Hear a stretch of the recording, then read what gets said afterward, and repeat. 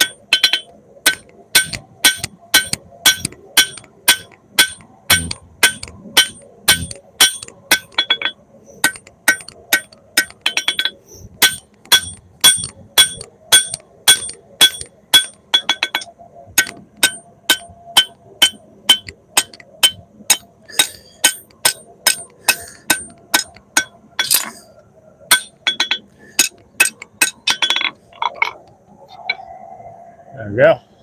Look, look.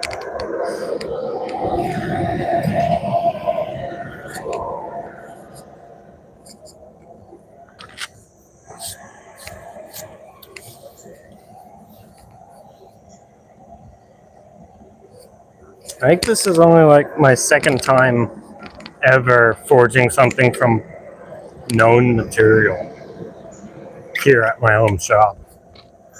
I'm always using leaf springs and stuff. So, how's it going?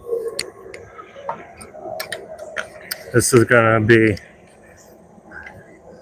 some sort of sword. I'm thinking one of them like Chinese full tang swords that like the archers used. I think it's called like a Jan or something like that. That's what I'm thinking for this one. But we'll see. Let's trim the tip up a little bit. Looks pretty good.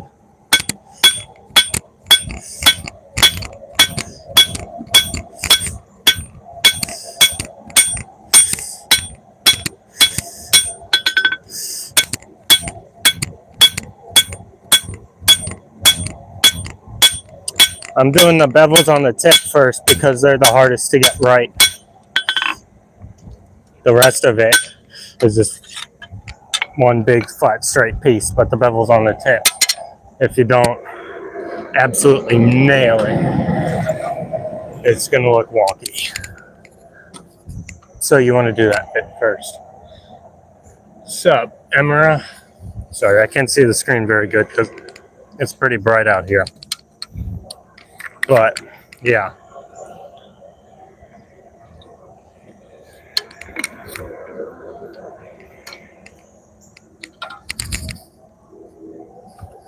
It's a fairly simple sword design. It's just going to be full tang. I might put some kind of pommel on there, but I think having it be more front heavy might be kind of cool too. Just use some heavier, denser wood for the handle so it balances a little bit.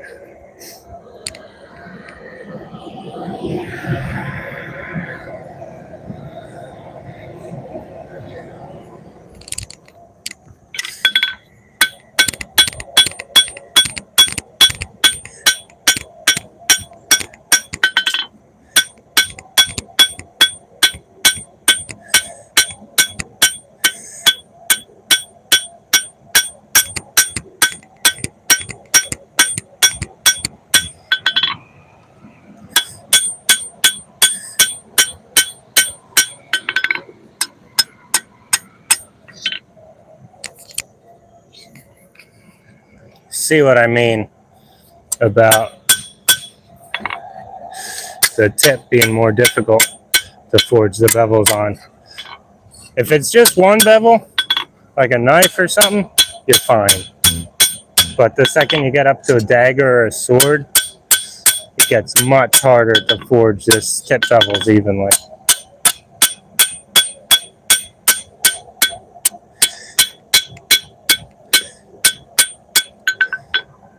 And you got to do a lot of fixing up.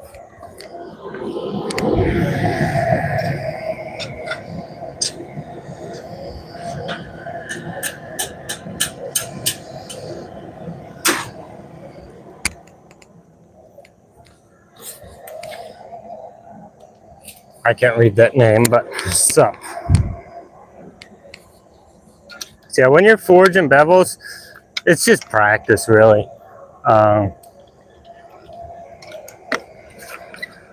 There's some tricks, like you don't want to have your piece flat and be forging in at an angle, because that'll give you a chisel bevel, where it's flat on one side and then you have your bevel coming down, and it's not square with like the main body of your blade. So you got to angle your blade up a little bit and then forge in at about that same angle, and that'll give you a centered bevel. And then also, my piece is about ready. You got to try and hit square.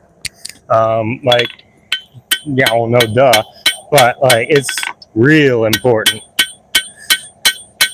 with forging in the bevels, because if you don't hit square, if you're hitting like that and like that, then it's just not gonna work like at all, and you're just gonna be sat there with a terrible looking useless piece of metal, and you're gonna grind tons and tons of it off just because you didn't hit square and you were rushing.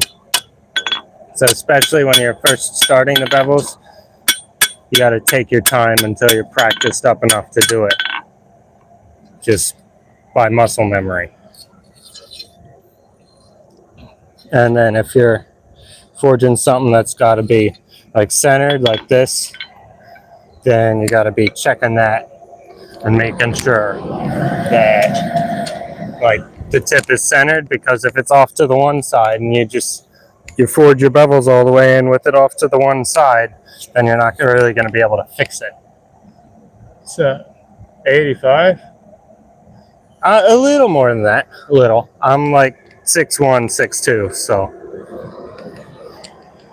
there's a little bit there. But yeah, thanks. So yeah, that you just gotta you gotta have the picture in your head of what you want to do,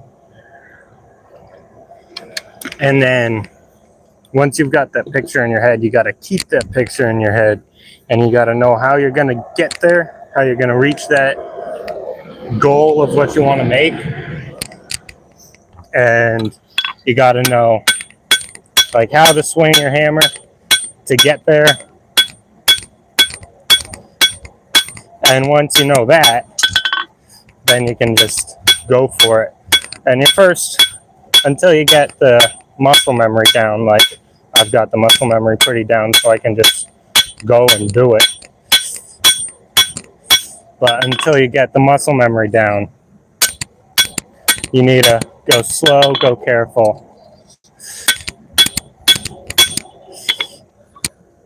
And keep in mind what you're trying to do, so that you don't forge it wrong. Because when you're forging in bevels, it does not take much to screw it up in such a way that you can't fix it. And when you do that, then you gotta either change your plans or start over and try again.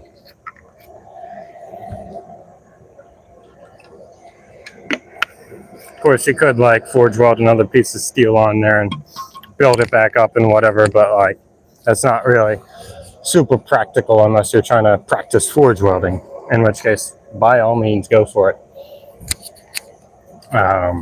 So yeah.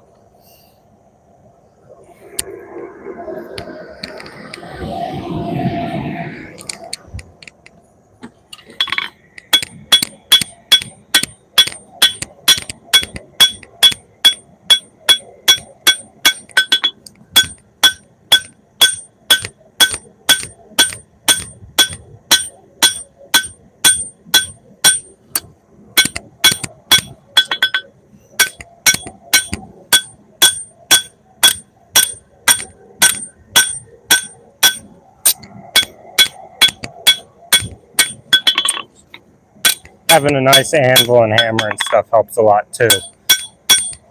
I'll show you this hammer and how I have it dressed in a little bit.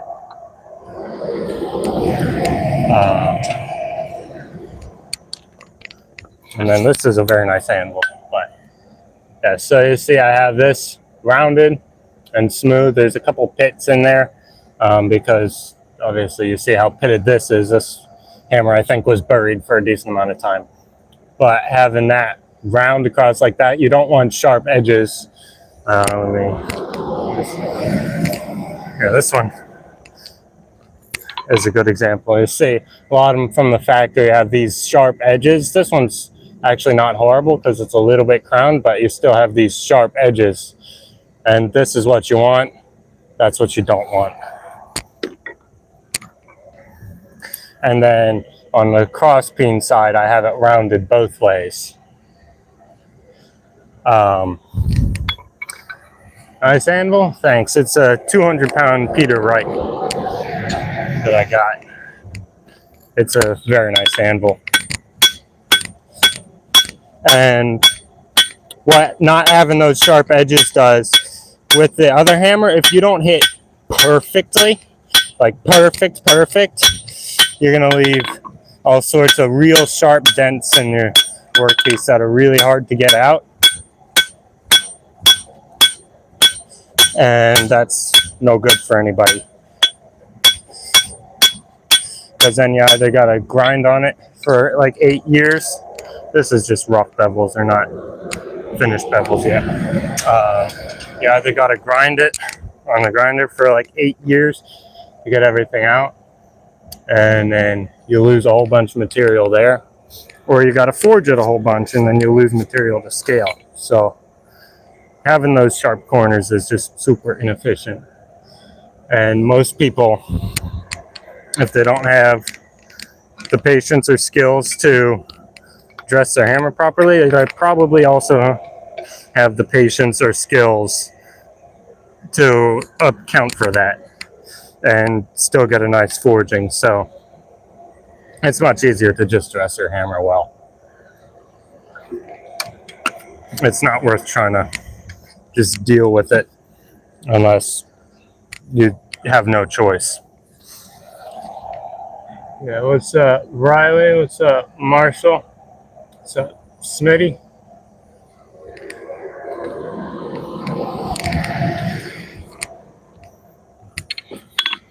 Now this is gonna look a little goofy for a while because drawing out the bevels gives a decent amount of width.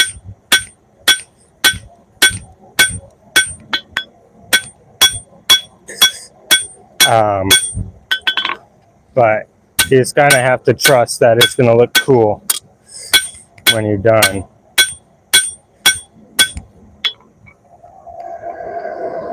Have to forge a little bit more on that side.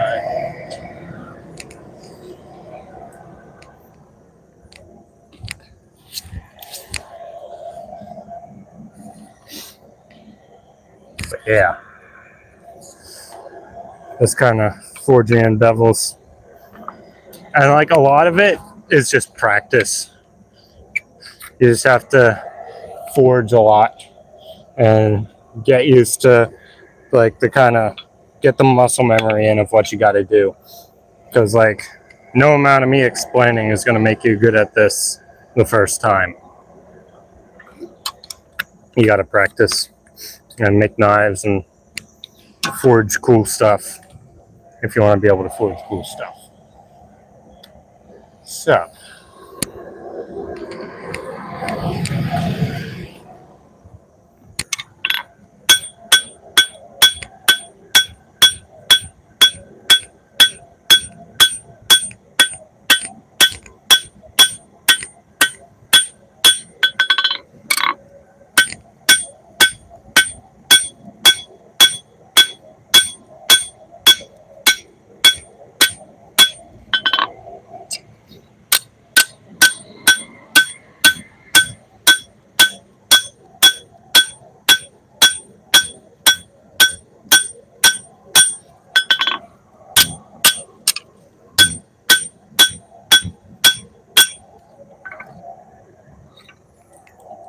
You can kind of see it's starting to get a central ridge there.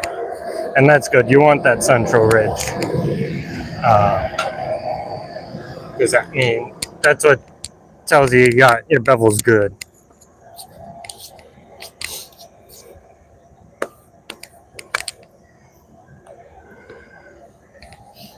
Yeah. So, Sylvia, how's it going?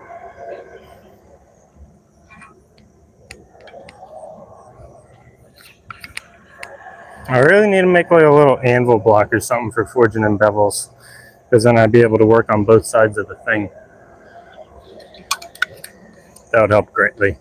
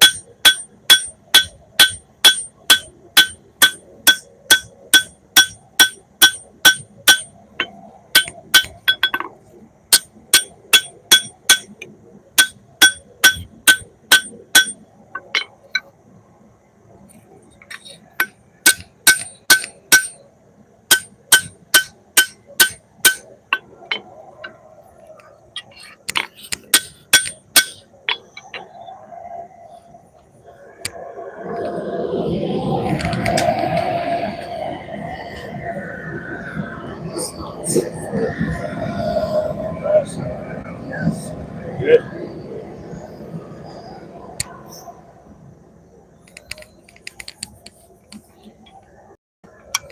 We'll try and keep this thing moving. I want to have this thing completely forged today because I'm going up tomorrow to visit my friend Ian, Ian Z Forge. He's a real cool bladesmith type of guy. He's actually a full-time professional swordsmith. So I got a whole pile of swords and stuff that I'm gonna heat treat up there. Because I can't heat treat them at my shop, really.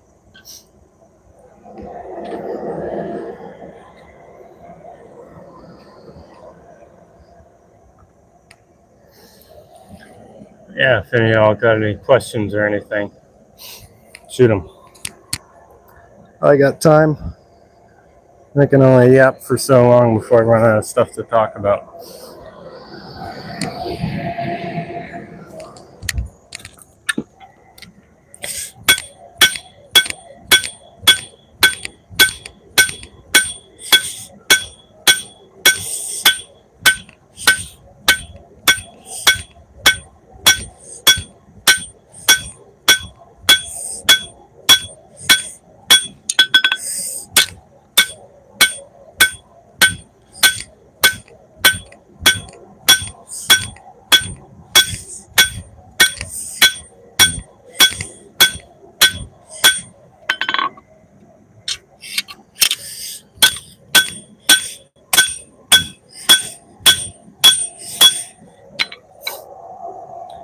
There you go.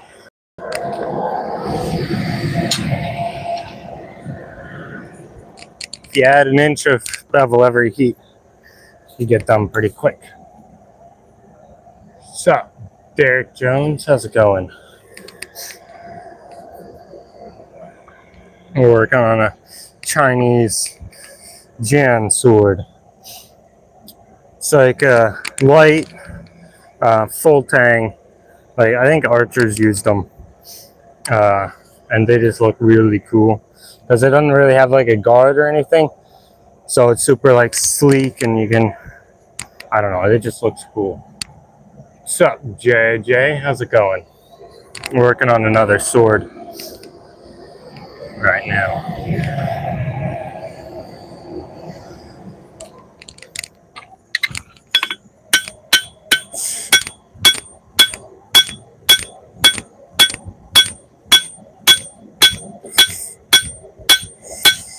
This is just rough bevels at the moment.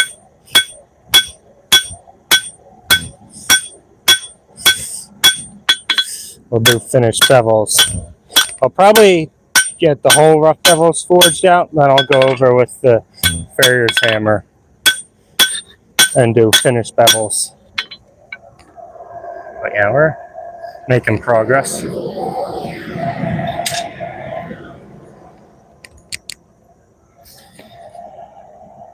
Yeah.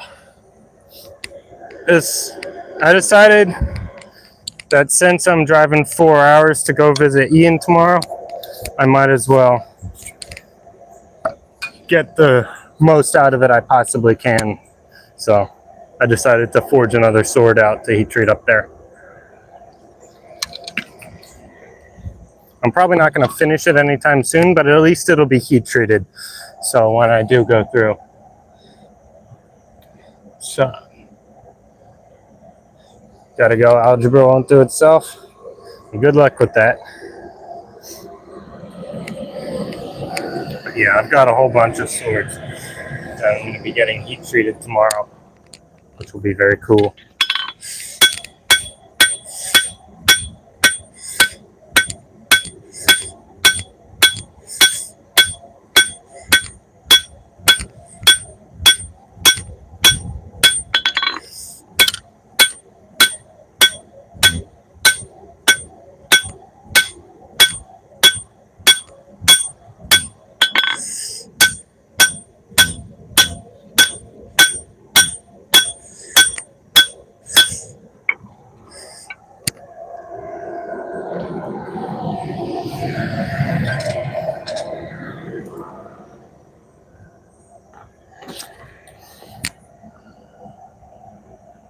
Alright, I'll tell him you said hi.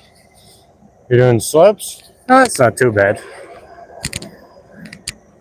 Y equals mx plus b. I remember that much. Just wait till you get to trig and you start doing all sorts of funky, weird shapes.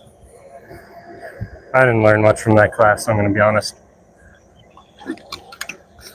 I passed, but it's all good and gone out the brain box a long time ago. I don't know about the rest of y'all. But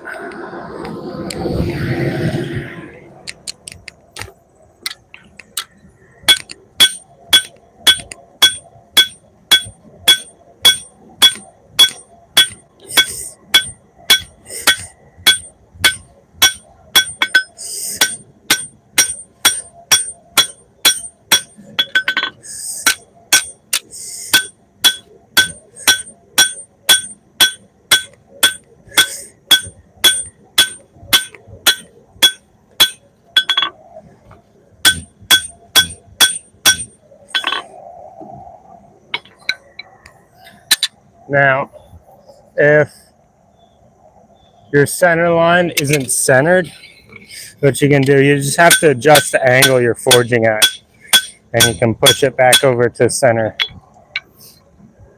It's not like, oh my god, this is so easy, I could do it in my sleep, but it's not gonna, you should be able to manage it. If you got this far, you can manage it.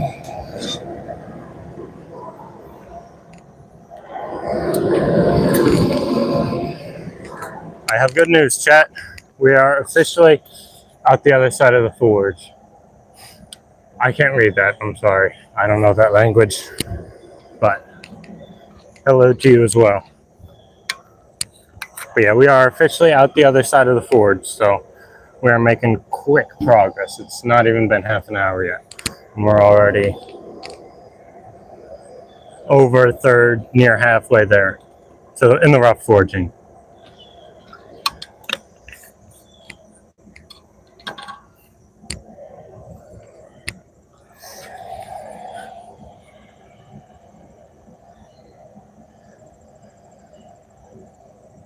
All right.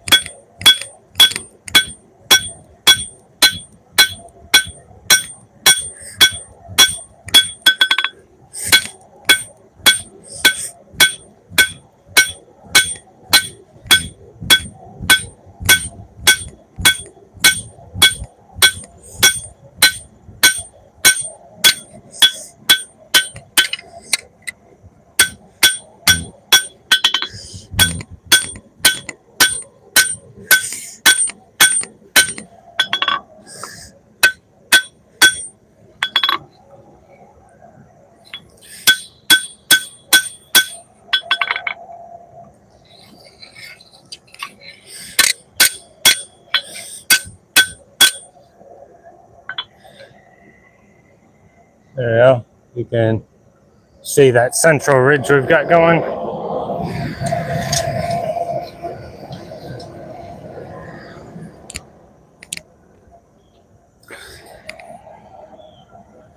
Sup, Jose? How's it going? I'm working on a Chinese sword. I've forged a lot of swords. I have not finished very many swords because it's real hard to heat treat them. But, well, by a lot, I mean like 5 I've forged. I feel like that's an above average amount of swords to have forged, but who knows.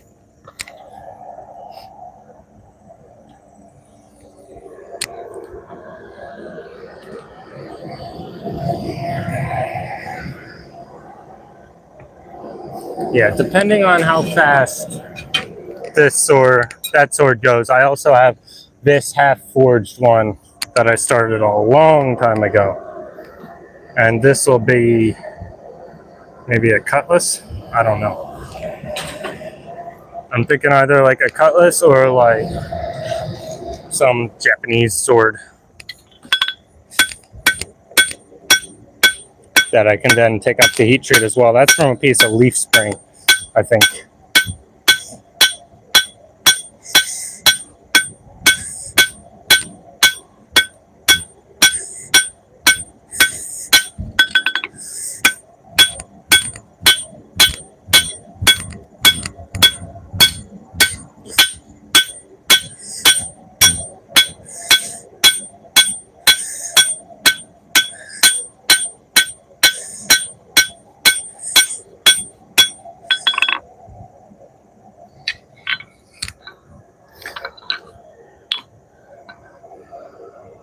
There we go. We're making progress.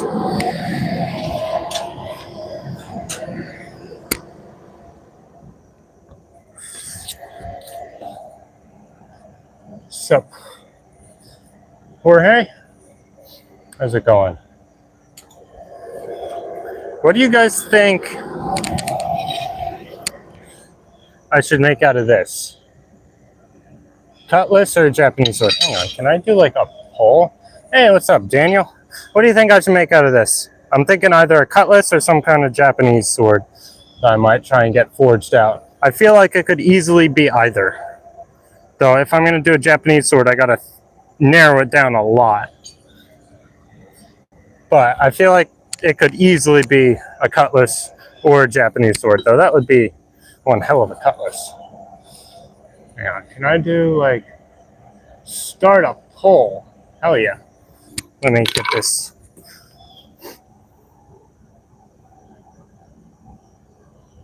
Cutlass. Something Japanese.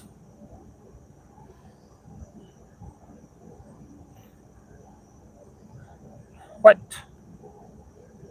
do I make? Make a giant fork and eat some food? I mean, I could. I already had breakfast, but. Alright, so there's a pole now. So you can do the pole things and make yourself heard. Daniel says pirate cutlass. The sandwich? Okay, come on. Sandwich. I might go in after I finish this first sword that I'm working on. Ooh, ow, that's hot. I might go in and get lunch.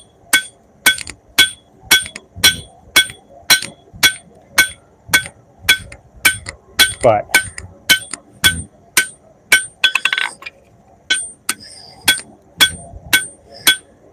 we'll see. If I'm really on a roll, I might just cruise on through and get started on this other sword. Or get about getting to the point where I need to wear a glove with this.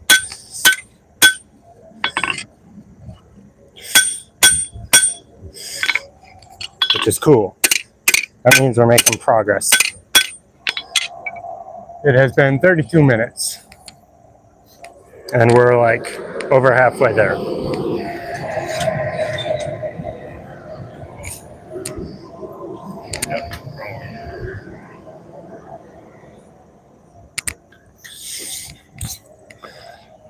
see. We have one vote for Cutlass. Make yourselves heard, chat. There's a poll there. What do I make out of this amorphous blob of steel from a leaf spring that I started like 2 years ago? What do I make? I am equally willing to do either, by the way. I don't have a preference. Okay, 2 votes for Cutlass.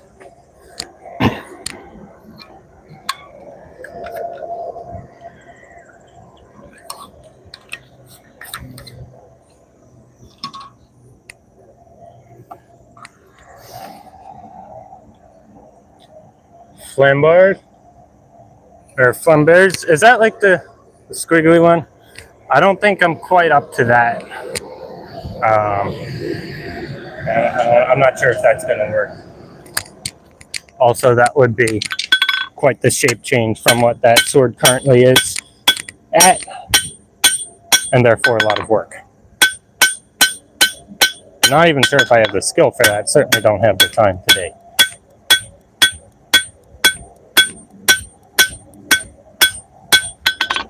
But maybe for the next one, after I finish all these.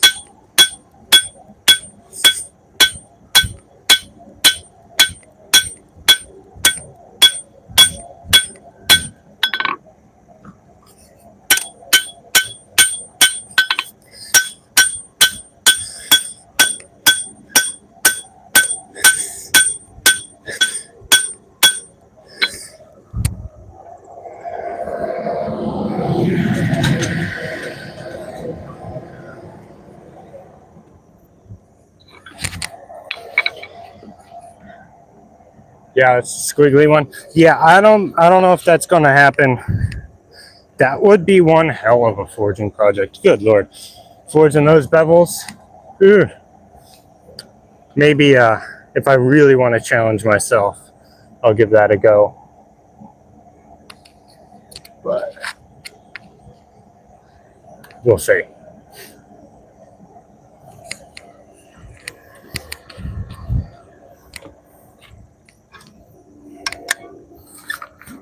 That would be really cool though. Fully forged flambers. I don't know if I'd be able to fully forge it, because getting those squiggles, I would have to do some preform shenanigans, or just like forge bevels here, bevels here, bevels here, bevels here, and leave full thickness bits that I grind to be like the actual edge. That would be easy. We don't do the easy thing often. At least I try not to take the easy way out. For one thing, because it's not actually easy because my grinder is pretty gutless. But also, I'm a much better smith for it.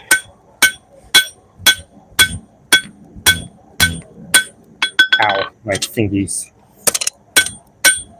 It's about time we switch over to tongs, I think. I might flip it around and start working from the other side.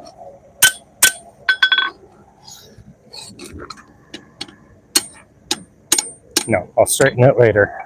We're not doing that right now. Let's see, where's my big tong? There's a quarter. Alright, we'll do one more each like that while I find. Those are 3/4. There we go, 1. Perfect.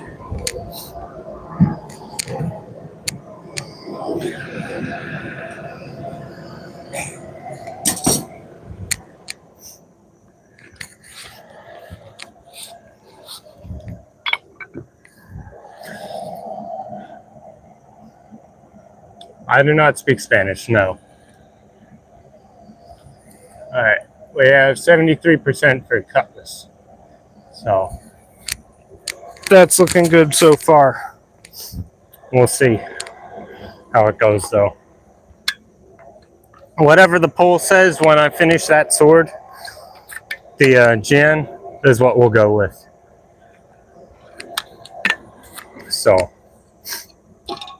vote. Use your rights, guys.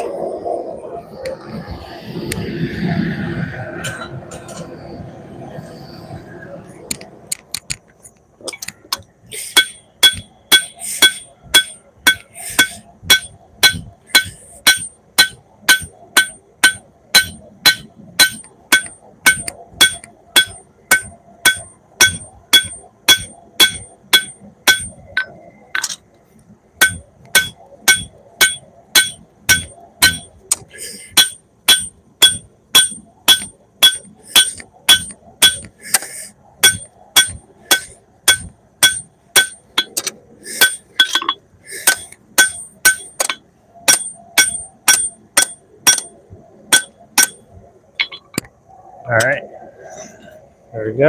Set that there. And now, oop, that's not hot. There we go.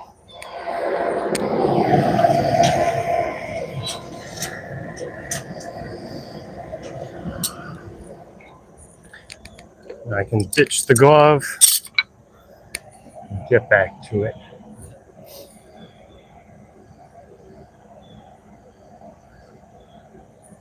Yeah, it's looking pretty good for the Cutlass. That's cool. I'm certainly happy with that.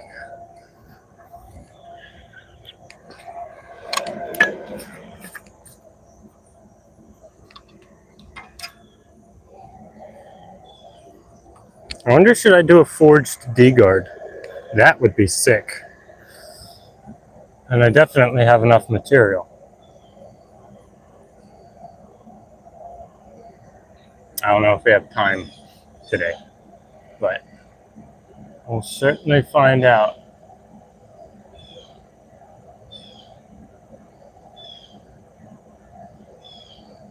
Actually, I think the restriction is not time, but fuel, propane. Because I've been on this propane bottle for a minute.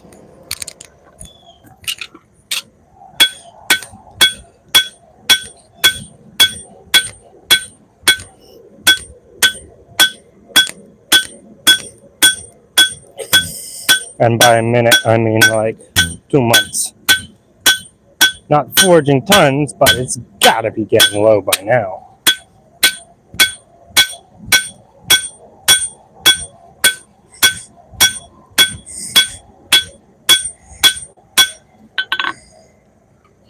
There's just no way it's not getting low by now. That would be insane if it's still full. Or full enough to last a whole day of forging.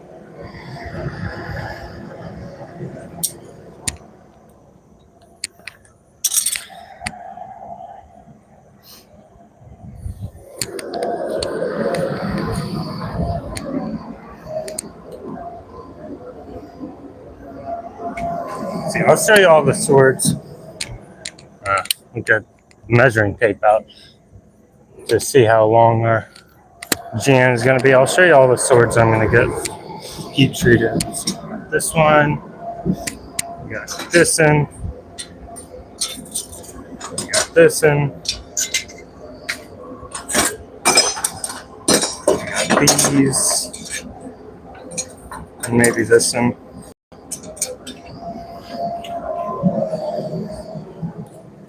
So, from the bottom up, we have a Bowie. Oh yeah, a bigger Bowie, a Kukri, a Gladius, a short spear sword thing, and a bastard sword. That's all the stuff I'm taking to get heat treated tomorrow. plus that Jan when I finish that, and plus the Cutlass if I finish that.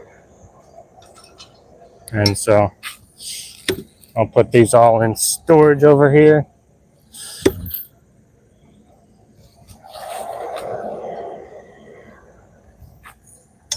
Oh.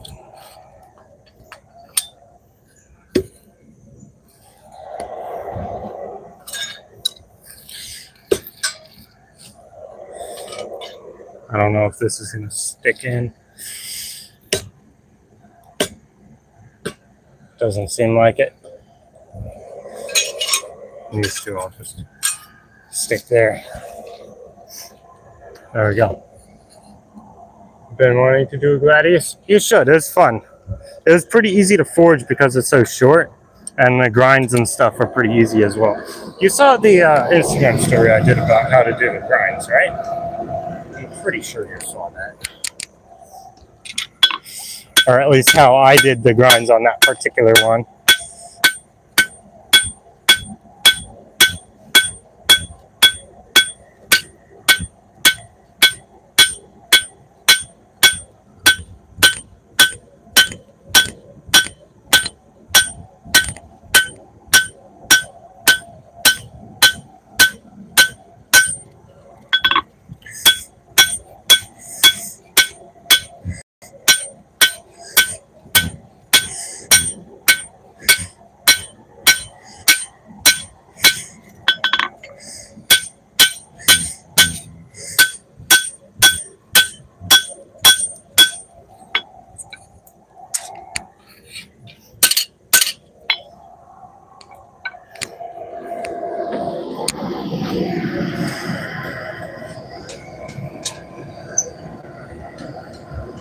Oh, I forgot to measure it. Oops. Hello. What's up, Joshua? How's it going? How's our 72% Cutlass? Unless some crazy happens, it looks like it's going to be the Cutlass, which is a-okay with me.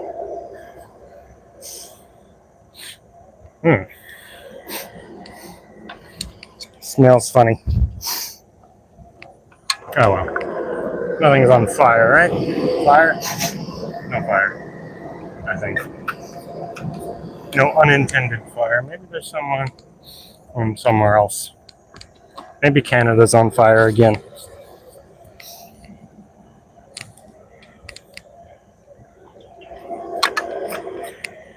Guess we'll find out.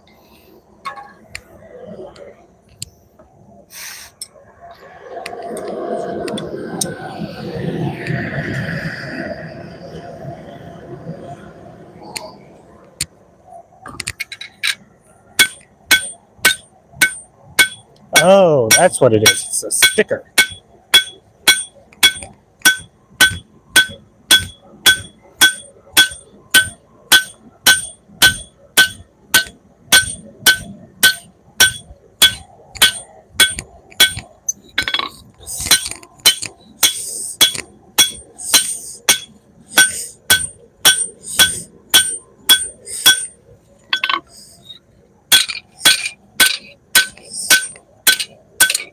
See? Sticker.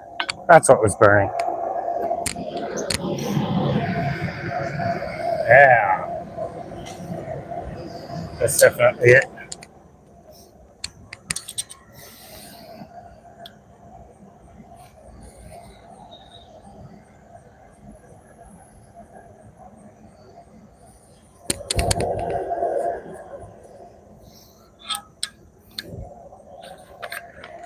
Oh, mail guy. Hi, mail guy.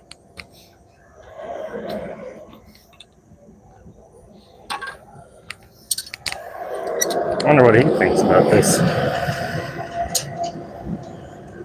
Oh.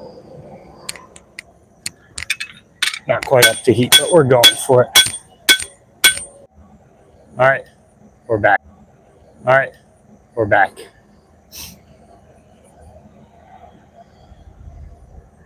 Wi-Fi went down a little bit. Bye, mail guy. But we're back now. I don't know why it does that. but it's really annoying. Wi-Fi sometimes just decides not to. And it frustrates me greatly.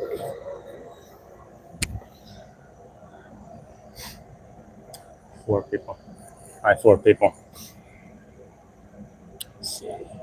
68% Cutlass. 132. We're back.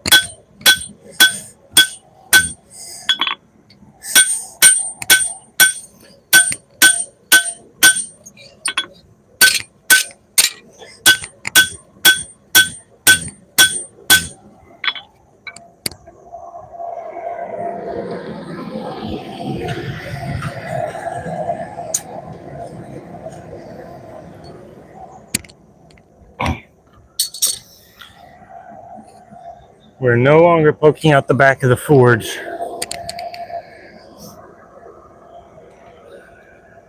I turned it around, see?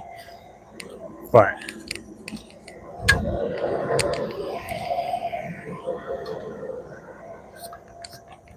we are getting real close. So, how's it going? It has been 50 minutes and we're like 3/4 of the way there, maybe more. Might get this done, or not done, but bevel's rough forged in barely over an hour. That's crazy.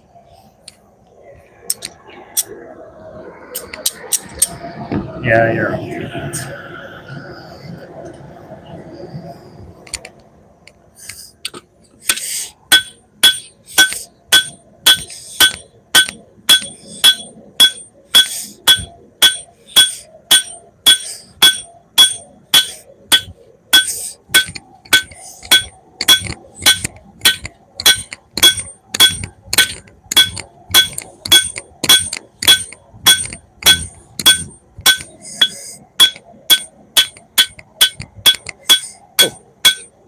Let's actually remember to measure this time.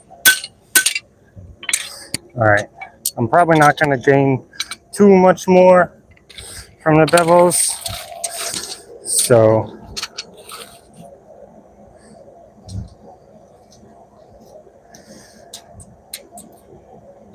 come on. We'll have, currently it's 27 inches, almost snack on. Like 20 inches of which is bevel.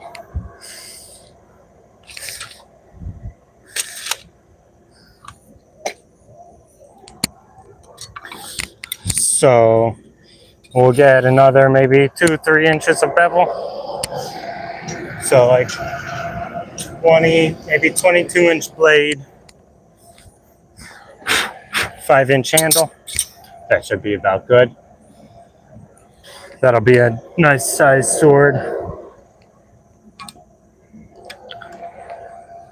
It'll be like a, not a super short sword, but a shorter, definitely one-handed sword.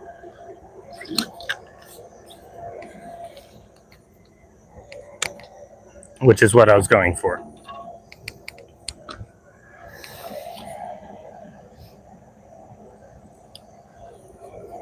So, yay! Let's see, I don't know. What's this? I saw start a Q&A.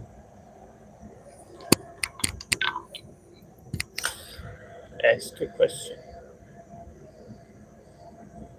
Done.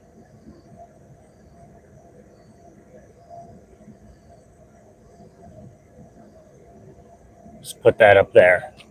Now you guys can ask questions right there. Hopefully. I've never done one of those before, so we'll find out. But I think that's how it works. I don't know. Ask away.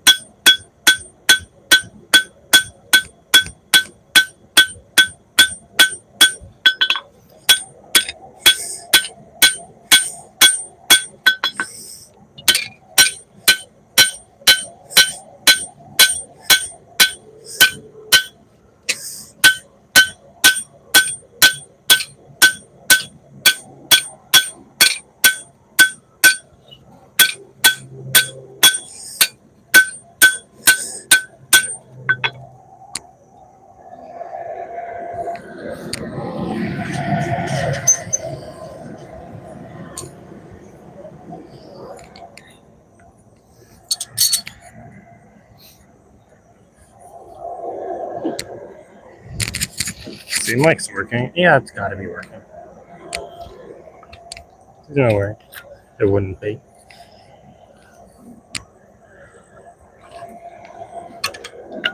See, maybe another 5-10 minutes for the rough forging, then like an hour to finish forge. Yeah, that sounds about right. I'll get the 3/4 inch tongs too, because I'm gonna need those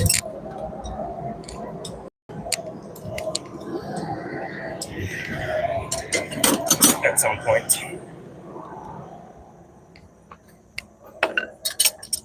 And then also the farrier's hammer. It just directs you to chat to ask. Oh, okay. So it's useless, is what you're saying. That's strange. Why would they do that? I don't know, maybe fancy pop-up thing? Was that a beer? No, it's my water bottle.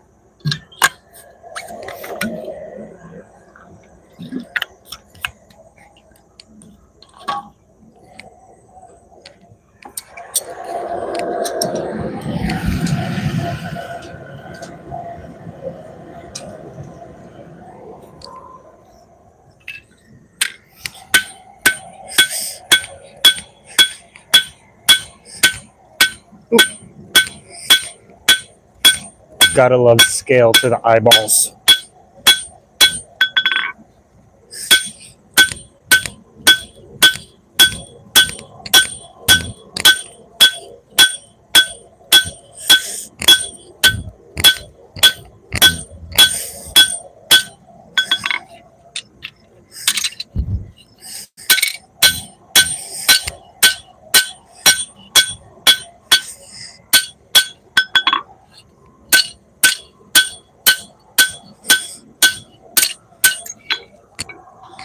All right, a little bit more.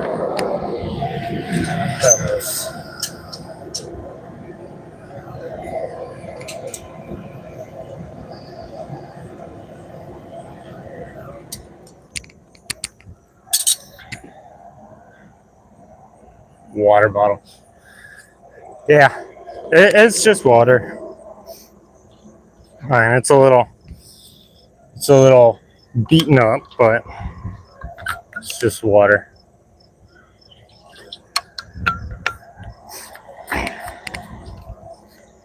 Definitely.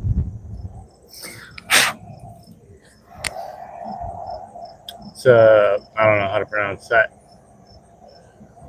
Let's see what's our thing. Something Japanese is making progress on y'all Cutlass peoples. So who knows?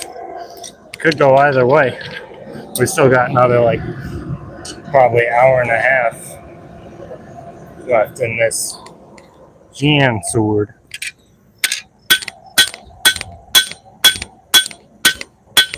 So don't lose hope yet.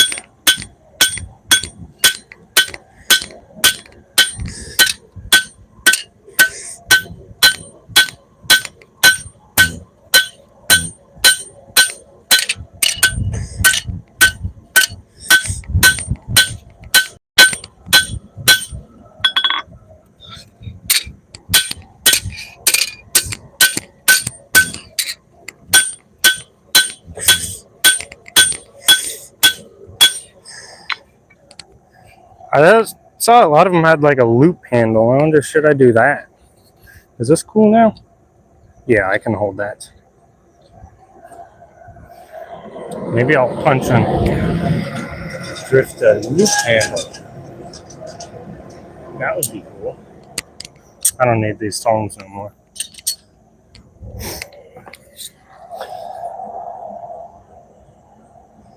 I don't know how to read that. I'm sorry, I don't speak that language.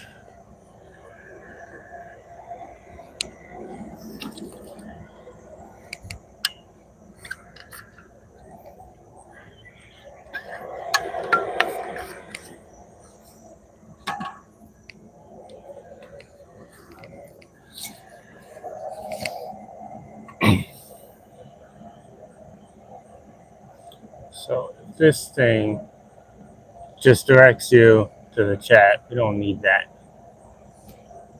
Okay. Bye-bye Q&A thing.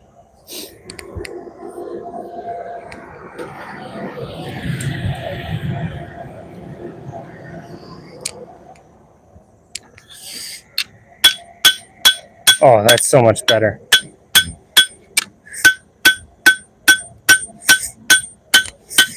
Another thing you got to think about when you're forging is what kind of leverage there's going to be.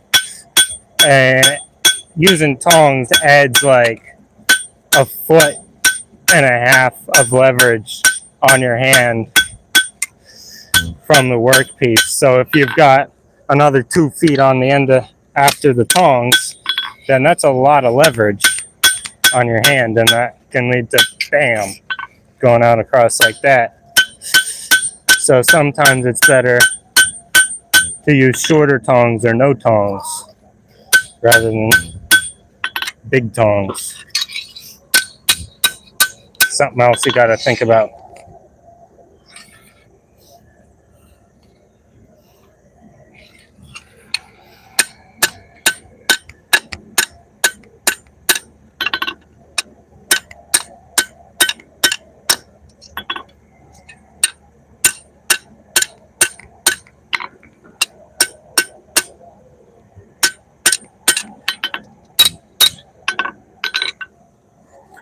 There you go. That's probably about the length that the blade's going to be, since we're doing a ring handle. So we'll get the handle started heating up.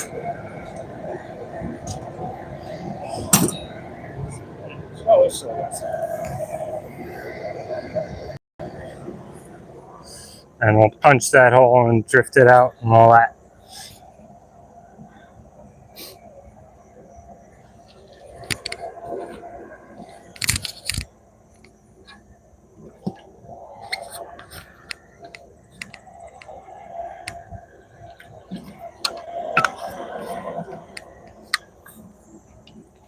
See, where's my scissors?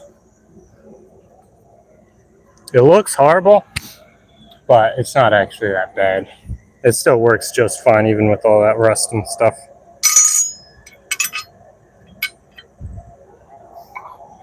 Now we'll swap over to the beater hammer and use this side because we don't care if that side gets all dented up and junked up. This is the driving hammer. It's a 4-pound. Wail on something and not feel bad about getting this side all dinged up. And then it's got a nicer side too for when you want to actually forge with it, but I don't do that very often. I feel like my hat is like crooked. No, this is definitely the way it's meant to be. I don't know. I'll take it. So, Vincatro M, how's it going?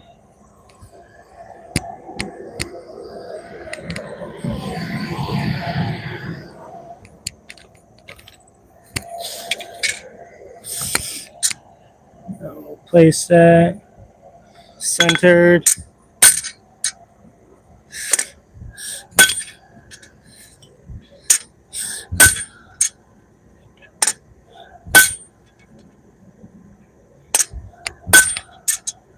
Now, I'm not the best hole puncher ever, so this might take a couple of heats, but we got to start. This would be much easier if a guy had, like, I don't know, a treadle hammer or something. Maybe it might be a little bit easier. I don't know, can you guys even see that? Oh, there. That might make that. No, it doesn't. It doesn't make it easier at all. The treadle hammer sucks. There we go.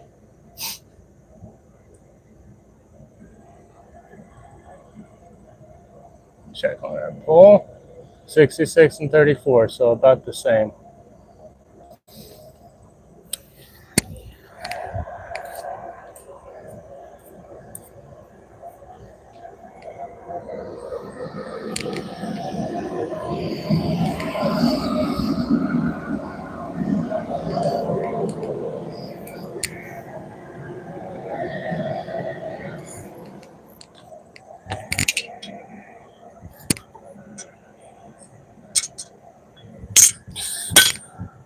Oh! Almost lost it there. Ah! Come on. Continue. Need to go all the way around. There.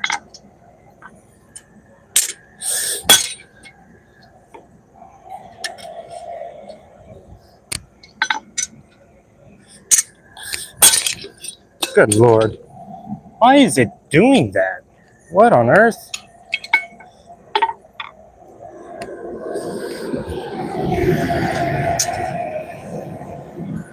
That's crazy. I've never seen that happen.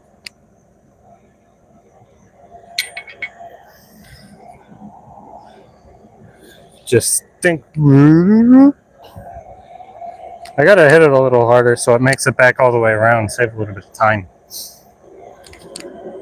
No, I'm not gonna do that. I'm gonna figure out how to make it properly.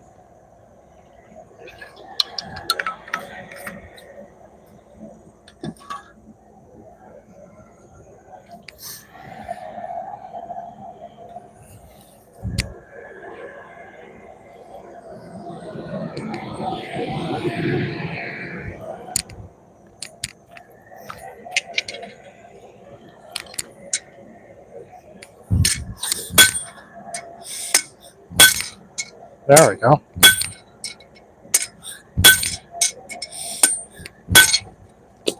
Now we're making progress. I think we could probably punch from the other side now. Keep that up.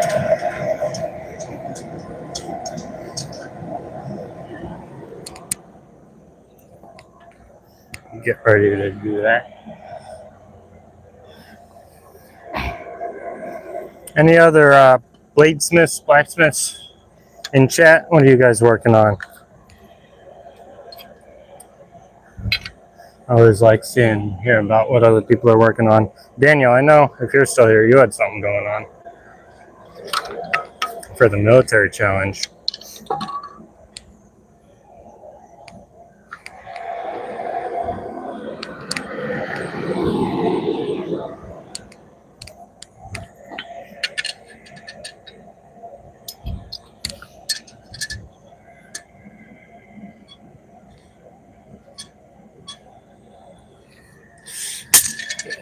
Do it.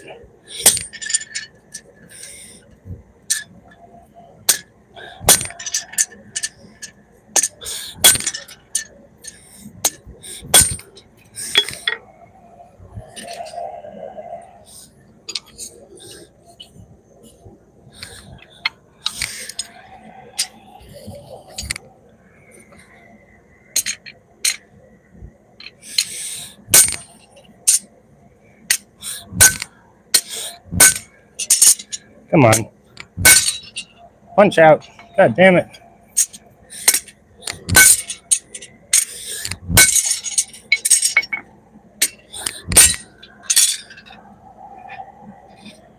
I think it went.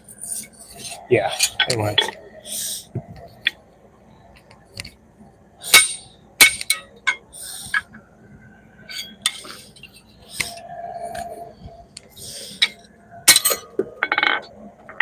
There we go.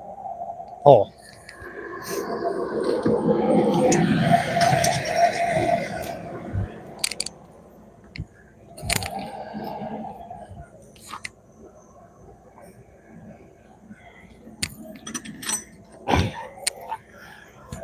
I'll swap back over to her better hammer.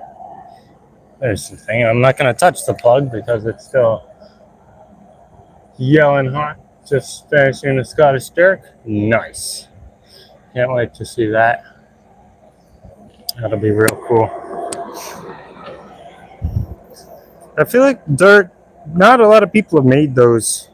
And the ones that have, they all look pretty different. So that would be an interesting challenge to figure out what you actually want to make it look like.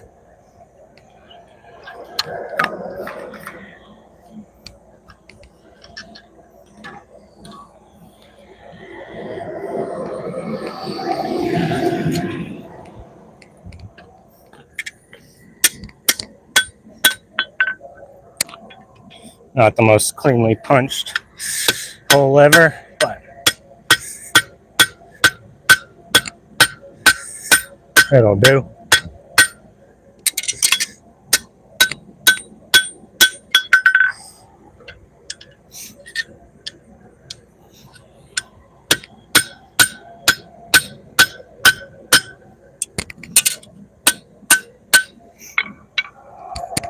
I'm just getting that opened up.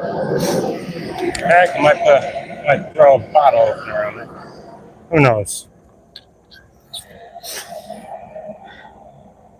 So, Stefan, how's it going?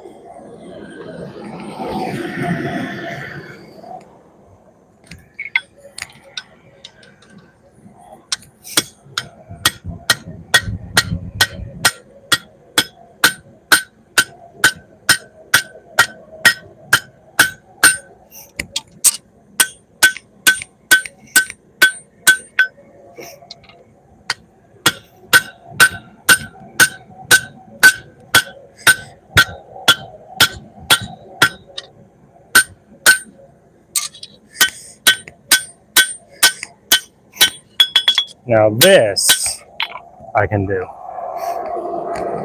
I've made enough bottle openers to be able to do this pretty good. Ooh, warm though. Let's see. Sup, Toph? How's it going? I've got more grinding to do and shake the guard and fit the handle. It's quite large jag at 13-inch blade. Oh, hell yeah. Now that's a knife.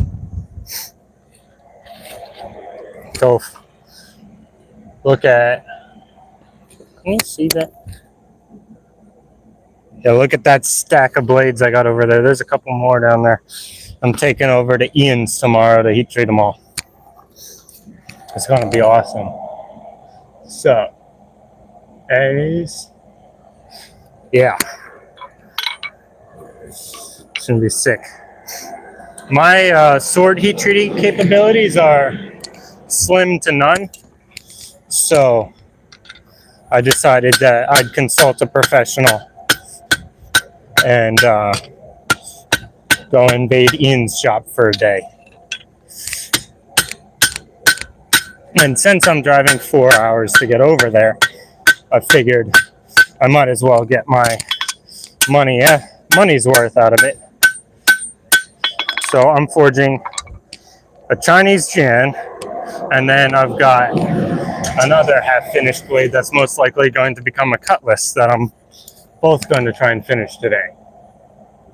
Yeah, I'll definitely tell him you said hi. Yeah, I've got this. piece that I started forging like 2 years ago that, judging by the pole, is most likely going to become a cutlass. Yeah, looks like it's going to be a cutlass. And then I've got that Chinese Jian over there, and I've got the bastard sword, and I've got the sword spear, and I've got the gladius, and I've got a couple bowies and a kukri. All of which I'm going to try and get heat treated while I'm over there, because they're all ranging from inconveniently large to impossibly large. And I can't heat treat them here.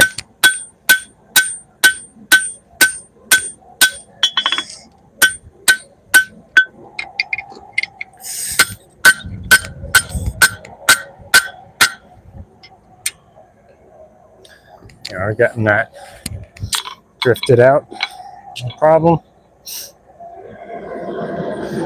Now I got to figure out what kind of shape I want the handle to be. Cutlass hands down. Alrighty, got another vote for Cutlass. I think my original intent, I don't know what my original intent for that was, but I was going to do a Japanese, some sort of Japanese sword. I don't know if it would end up katana-sized or what.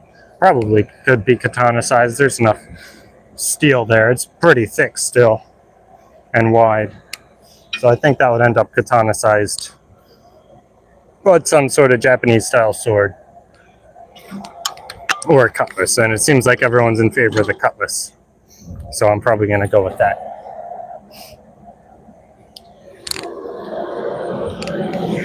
Assuming I have enough propane left. I think I'll be good, but you never really know.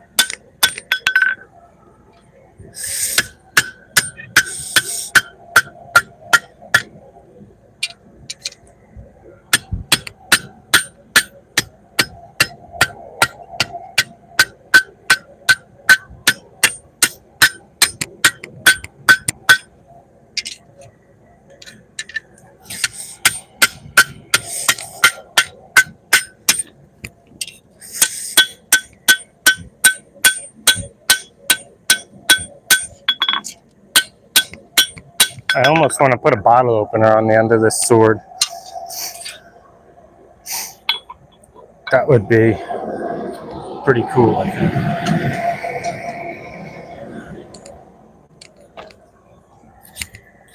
It would be silly and kind of dumb, but it would be cool.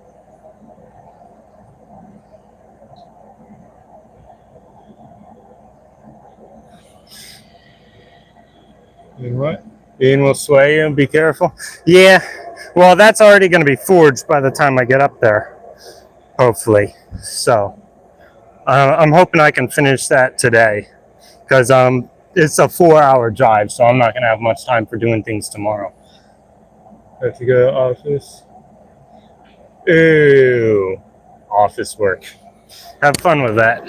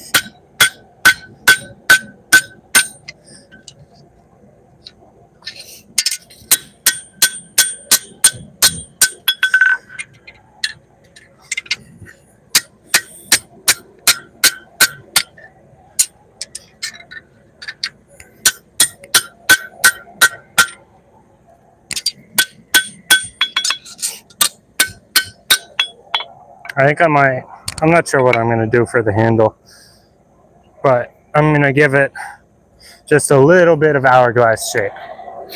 Not a lot, just a little bit.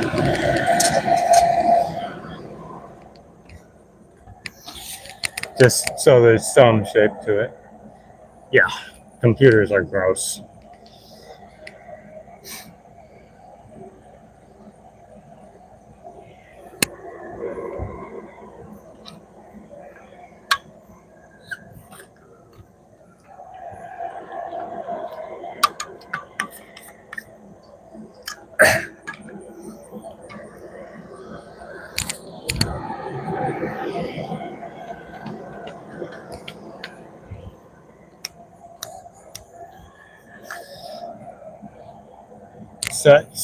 Stop cinema news.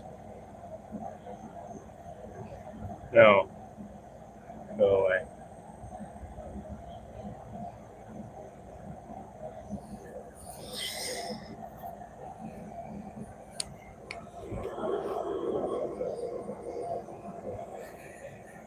Here, have some Ford scale.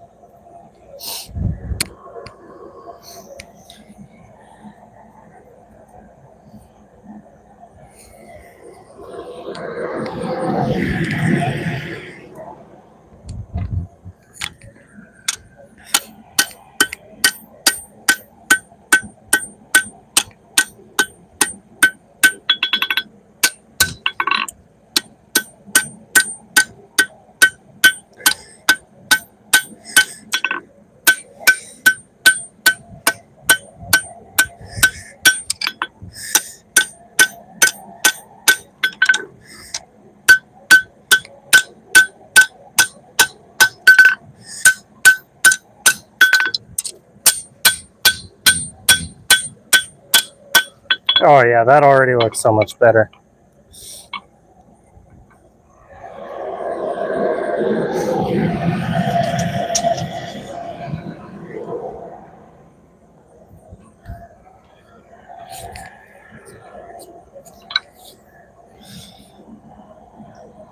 Hello from Ukraine, dear Yankee. What's up? Giovanni? How's it going? Or no, that would be J is like almost a Y sound, so Giovanni? Something like that. I'm sorry, my pronunciation is probably horrible. But yeah, there you go.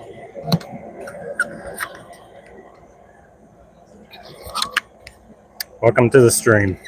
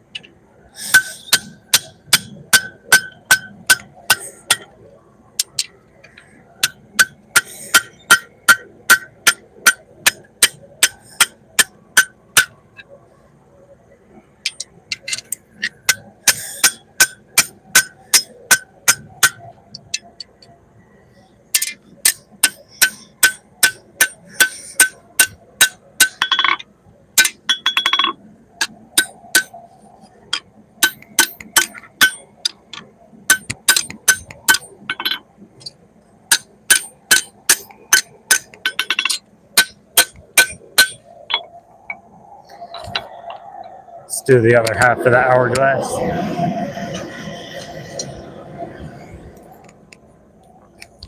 Then it'll really start looking good. What's up, Machining World? What's up, Techno Gamer?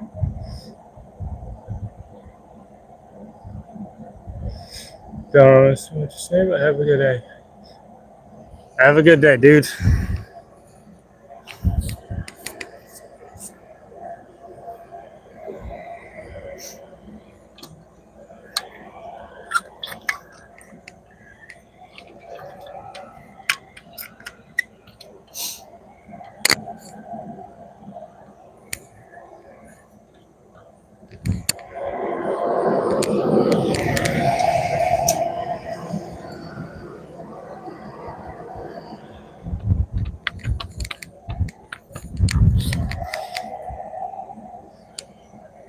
Damn it.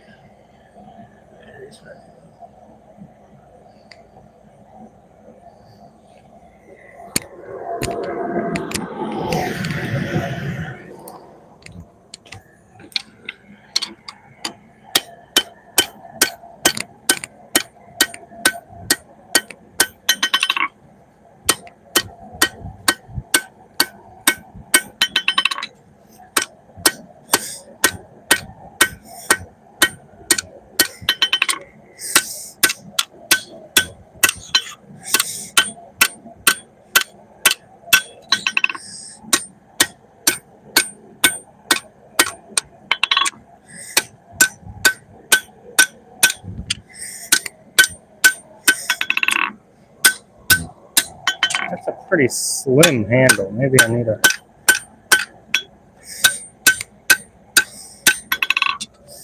try and widen it out a little bit in the middle.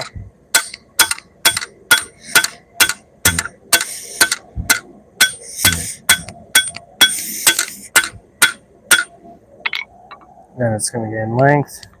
Oh, it'll be like a hand and a half handle. That's fine.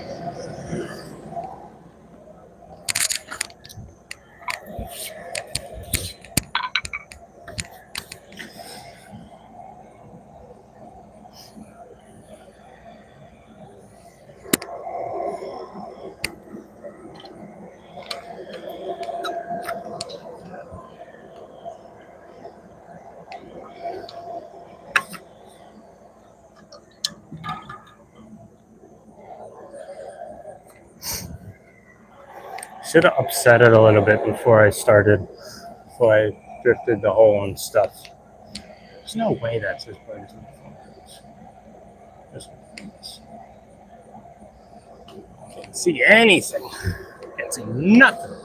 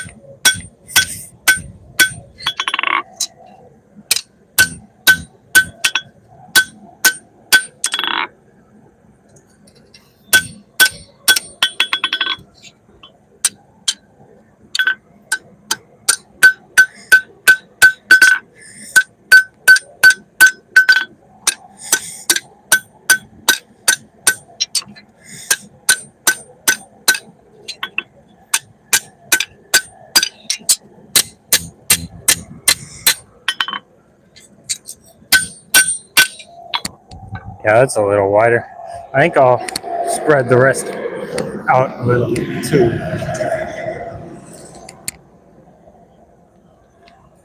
Probably just flatten it out. That'll work. I think that was... Hang on, I still have a piece left over. I can measure. It was 3/16 by 3/4, I want to say, when I started. And that's a little narrow for a forging handle. Let's see, I got 1084. That's what I'm working with.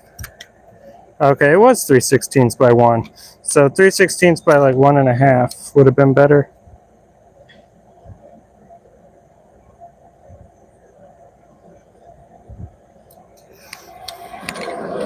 Alright.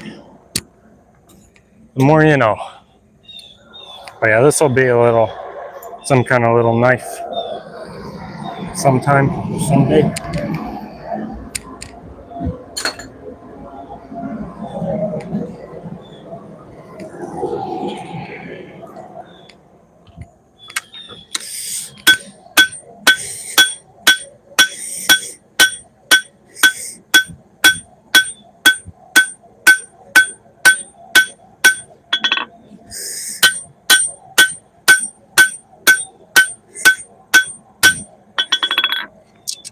There we go, that's closer to same thickness all the way across. I'll be able to trim it up on the grinder, but I don't want to be sitting there for ages grinding off tons of material.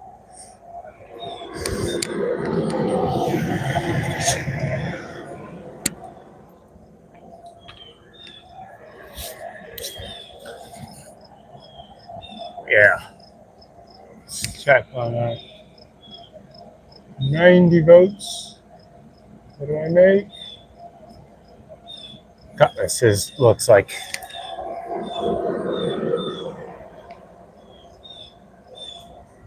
Is that a butterfly or a leaf? I think that was a leaf. Microphone's still good. Oh yeah. So, airborne and drone film production. I can't read. Can't see nothing. I can read. Can't see nothing on that screen. It's too bright out. So I apologize if I read your name wrong.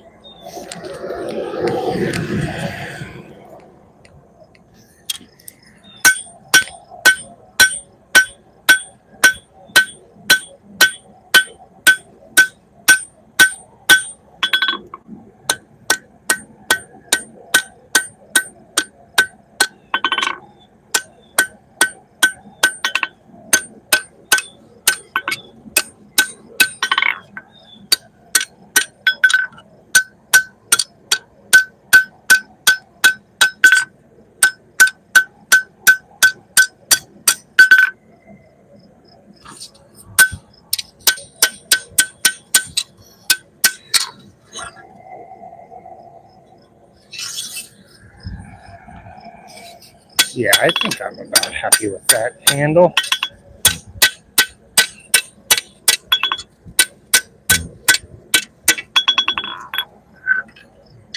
That'll be pretty cool. All right, swap over to the Ferris hammer and start getting this thing finished for you. Starting with the handle, obviously.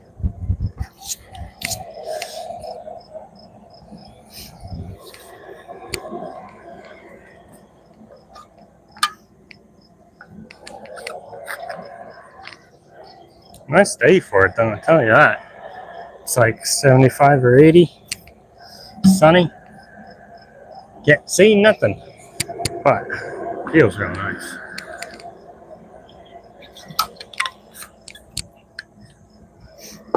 It is 1:30.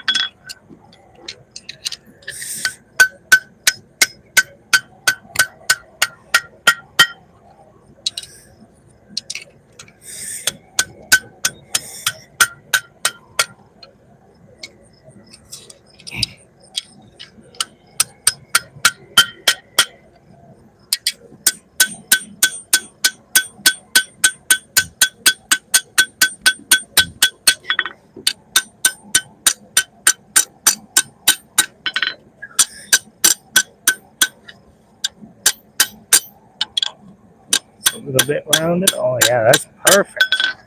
Oh yeah.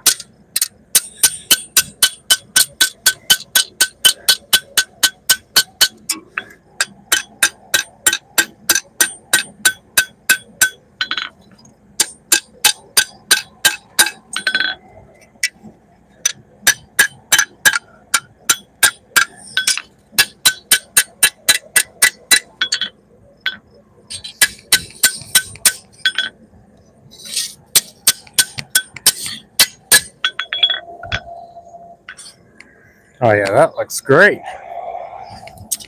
Let's grab 3/4.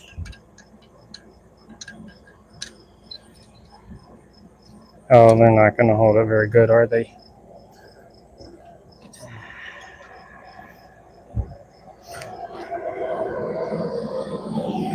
I only need a couple of heats with them.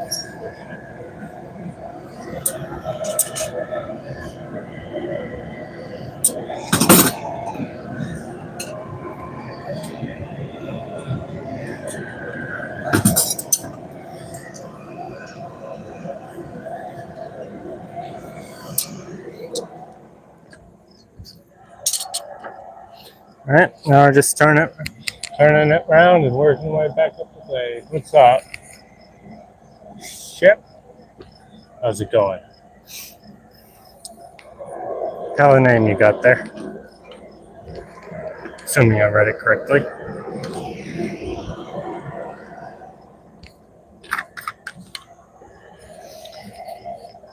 But yeah. This is the long, tedious part where you just get to do a whole ton of finished forging to get everything all polished up. This is going to be a forged to finished sword, which means it needs to be ready to just profile and then sharpen when I'm finished forging it, which is not easy. Believe it or not, it is not easy.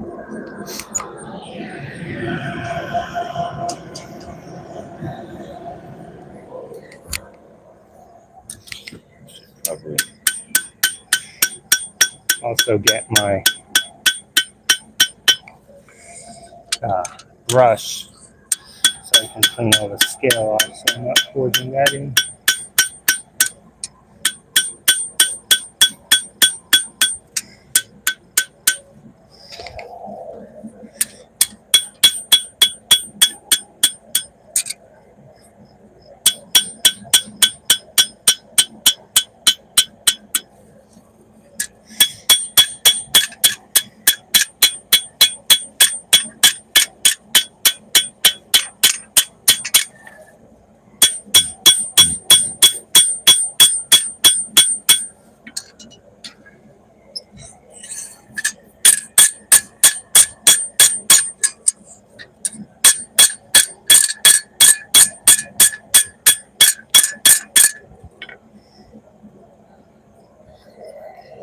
Like so, but for the whole thing.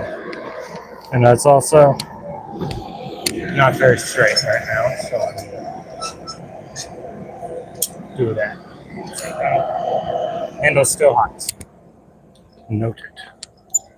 Oh, they're having lunch over there.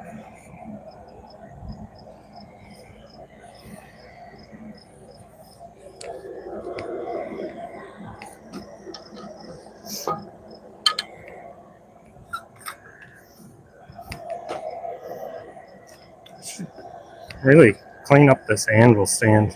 That could look really nice. Burn it and then brush on some linseed oil. That's a project for another day. Needs a wash first, it's all muddy.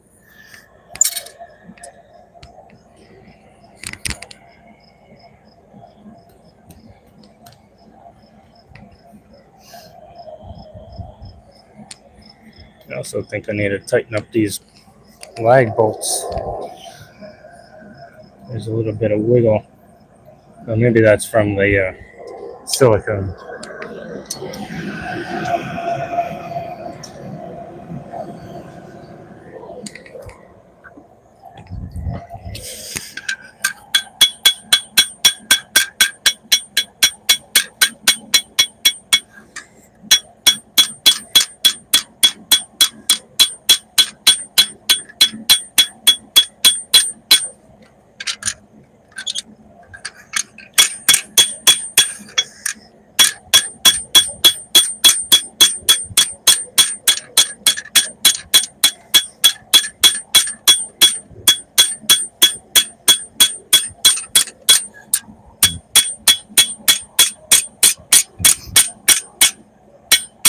Now you'll notice I'm taking pretty long heats on this sword for how little material there is. And that's because I don't really, this sword doesn't need to be super duper hot to do the planishing that I need to do. You can kind of just go for it. And as long as you heat it up like every so often, especially with this steel, like you'll be all right. Now, if this was like some kind of high alloy stainless, then I would not be doing this. the way that I am doing it. But with 1080, you'll be all right. As long as you heat treat it properly, you'll be fine.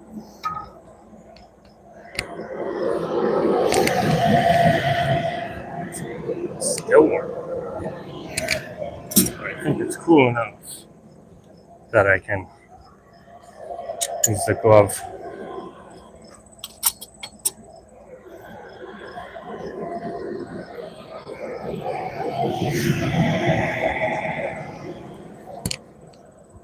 Now this is kind of where that bend is.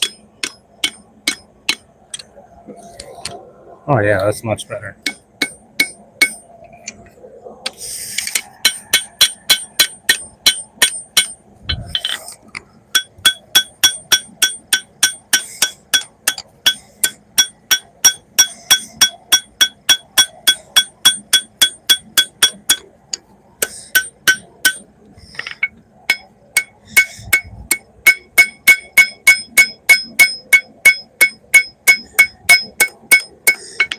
Yeah, I really need an anvil block, so I'm not dashing back and forth across the anvil to get this done.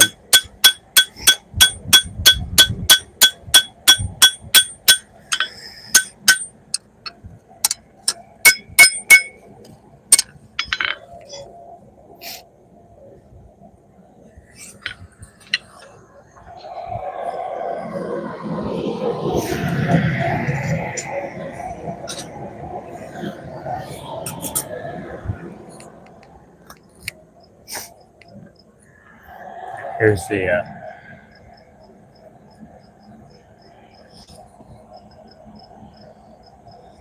here's the brush, so I can keep this thing clean.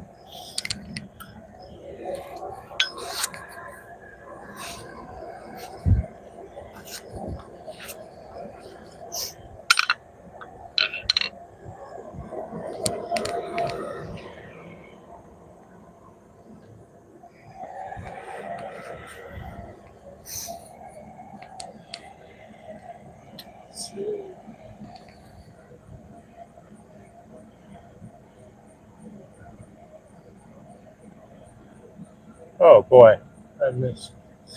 So, Marbo, you have no idea. You have no idea. I've been wanting to make, for a very long time, I've been wanting to make, by the way, sorry, YouTube did the thing where it just decides that you don't need to read chat and it just stops updating chat, so I missed your messages. I don't know how long they've been sitting there.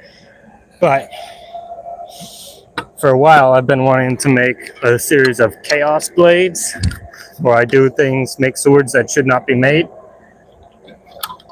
And one of those ideas is an Irish bog iron basket hilt katana. Yes, you heard me right. Irish bog iron basket hilt katana.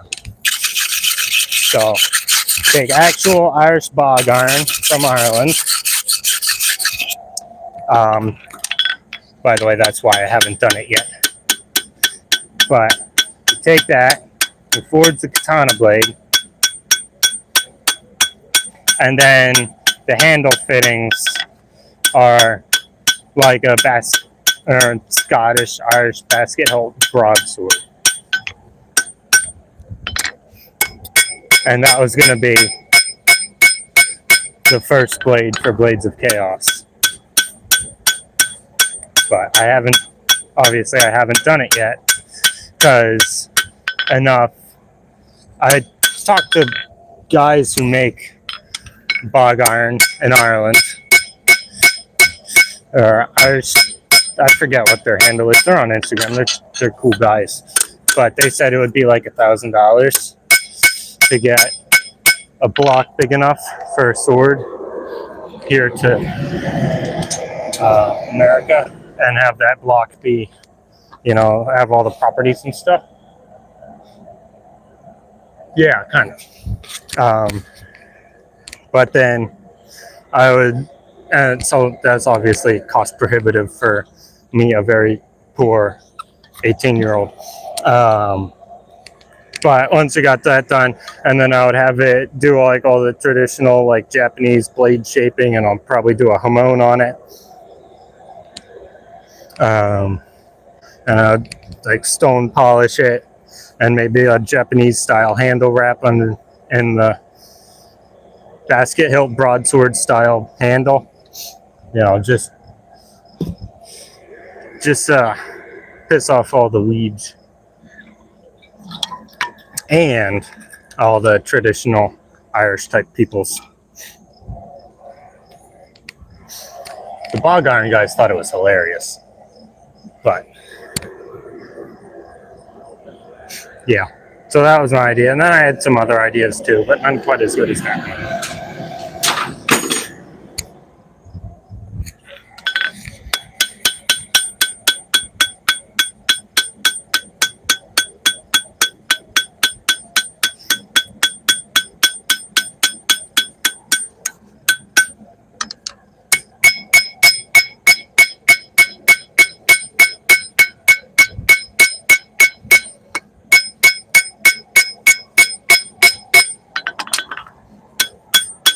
So yeah, I want to do that at some point.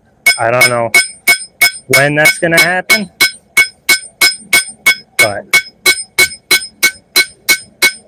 maybe if I get like a sponsor, find a company crazy enough to sponsor me, I can do that.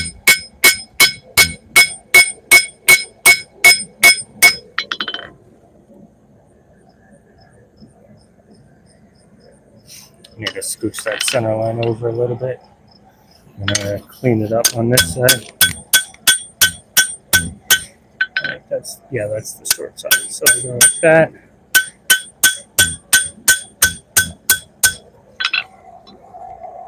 But yeah, this is a Chinese Jan type of sword, like a archer's sword, I think it was. So this will be real cool.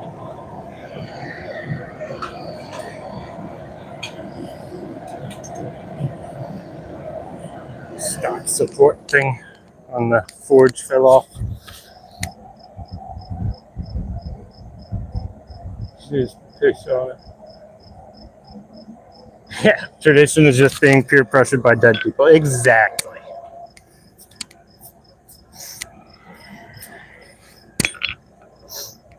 I'll see you in a sec.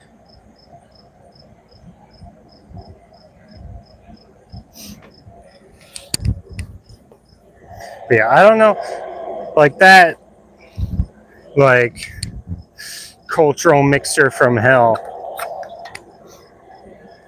is very funny to me. But I don't know enough cultures to do that with like other mixtures. Maybe like, I don't know. Maybe something with like a Viking style sword.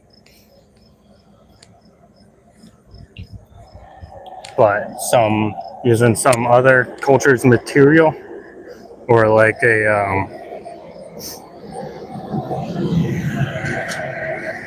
I don't know. See, this is the problem. I don't have enough ideas.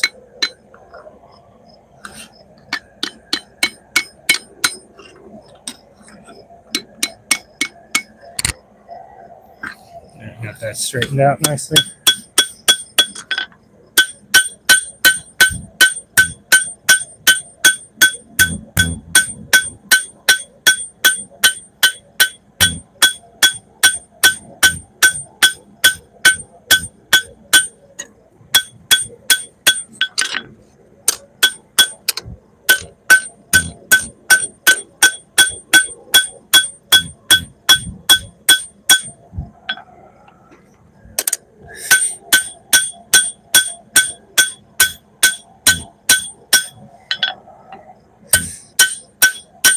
This whole center line needs scooched just a tad this way. But overall, this sword is looking pretty cool.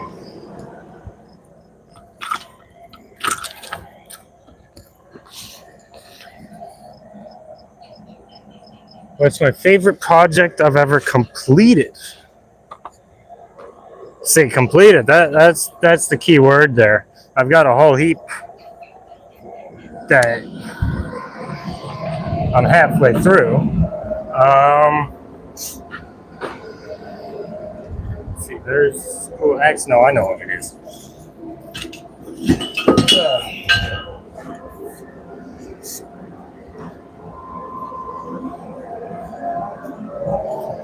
I think it'll be one of my favorites.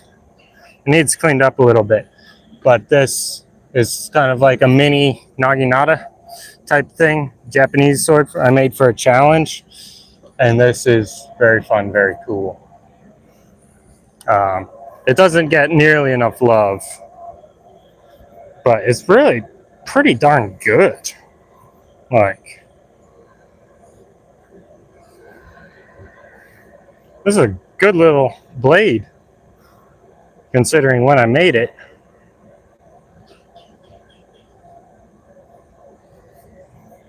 The surface finish is obviously it's rusty.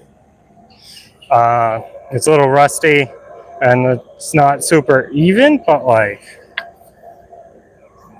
for the time period I made this at, not half bad. I'm actually kind of impressed with myself looking at it. The handle is comfy. They got this leather doohickey, like a wrap type thing to hold it together.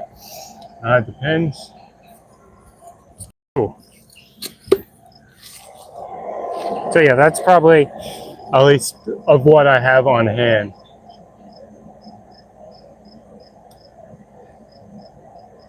Looks sick. Thank you, Joshua.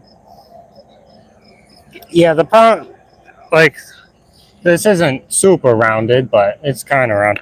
I don't necessarily need the center line super pronounced. I just need it in the middle. You know what I mean?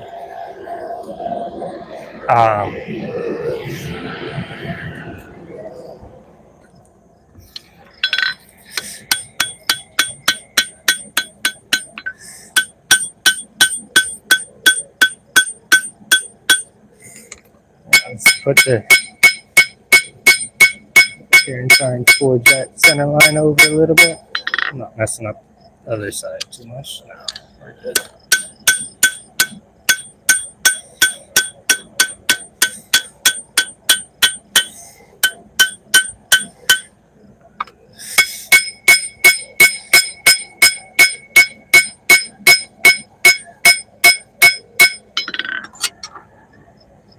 There we go, that's better. A lot closer to the middle. Move up to the next bit.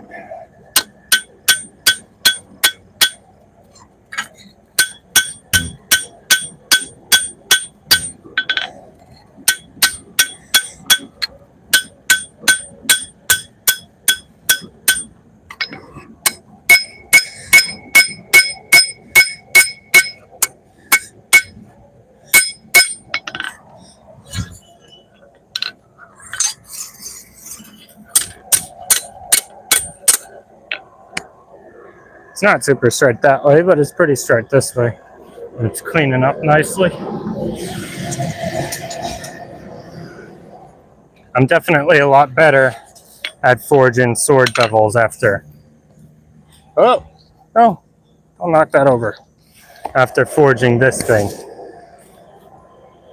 These are, it's rusty, but these bevels are fully forged. So I got pretty good in the process of doing that.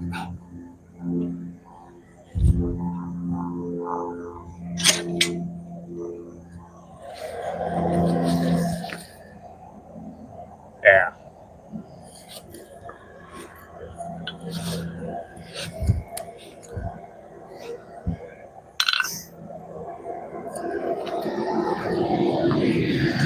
Having the center line be not centered is an issue. Shocking, I know.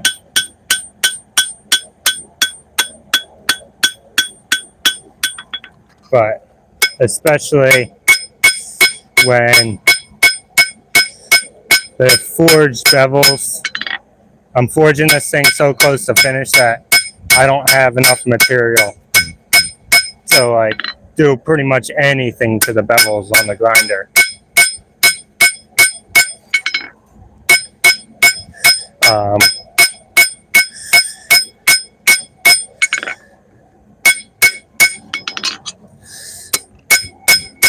So whatever I have off the anvil is what I've got.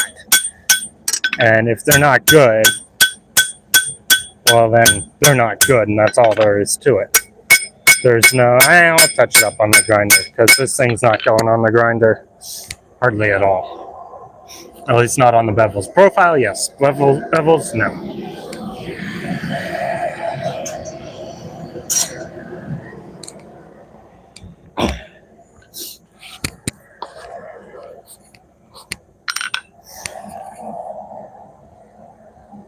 Figured out the concave bevels thing.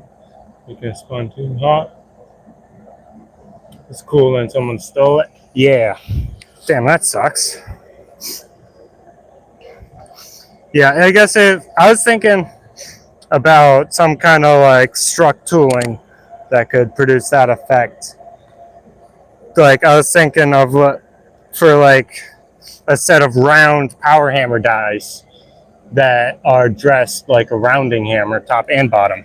So then you can pinch out bevels really easily using like one of them tire hammers or something. Or maybe an air hammer. I'd rather use it on one of the tire hammers. But obviously I don't have tire hammer budget. So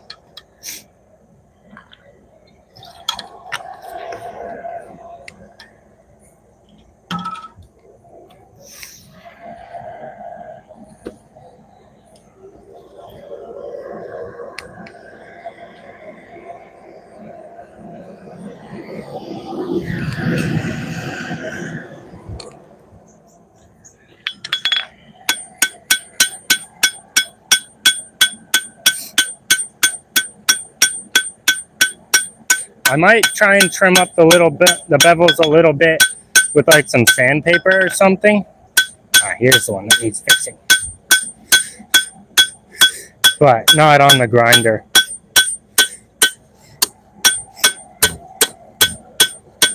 Just a real light sanding across the bevels to shine them up with like 400 grit. And then go 400, 600. Come on, straighten out. God damn it. I feel like that would look pretty cool. With still most of the forged texture, but you just got a tad. Oh, that is hella bent.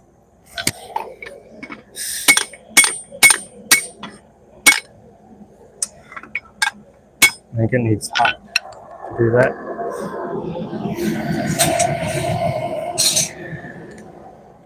But still having that kind of rough, pitted forged texture.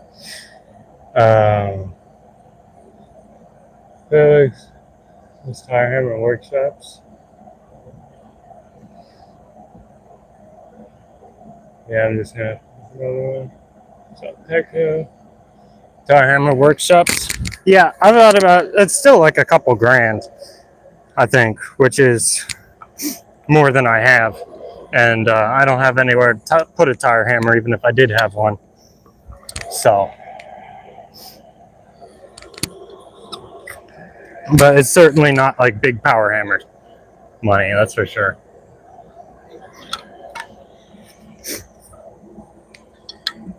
Like I could probably come up with the money if I saved up for a while, but I'd need to also build a shop to put it in, and that would be an issue.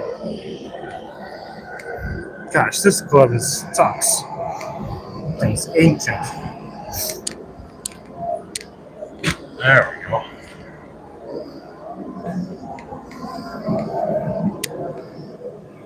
Oh yeah, that's the stuff.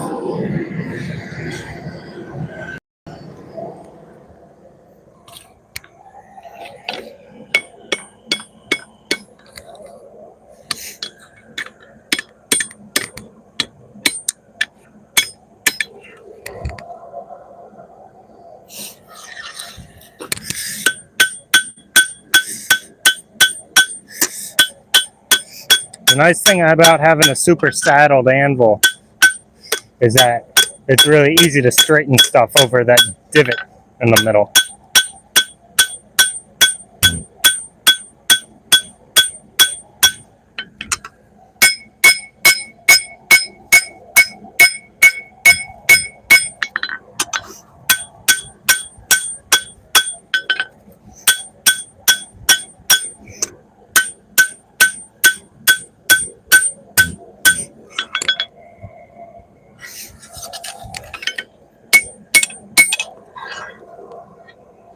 Still got a little straightening to do, but not too bad.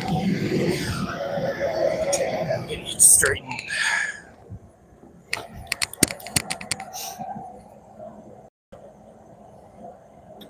Okay, from class, but it's travel and lodging.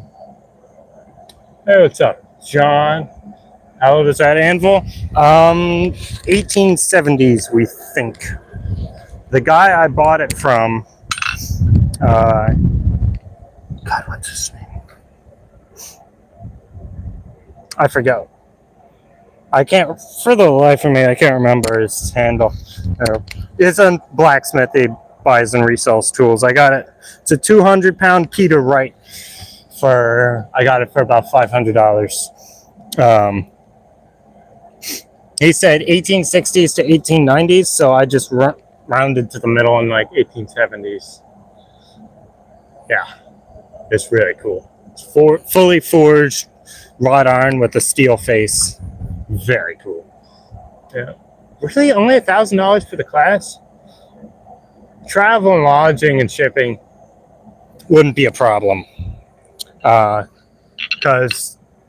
actually, damn, that's a damn good deal. Huh. Because I think you can see right there, I got my truck. So I could drive down there and I could pack a tent and I'd be fine. And I could haul it back up in the truck. That wouldn't be an issue. Yeah, it is pretty awesome. The travel and lodging and shipping wouldn't be an issue. But having somewhere to put the darn thing would.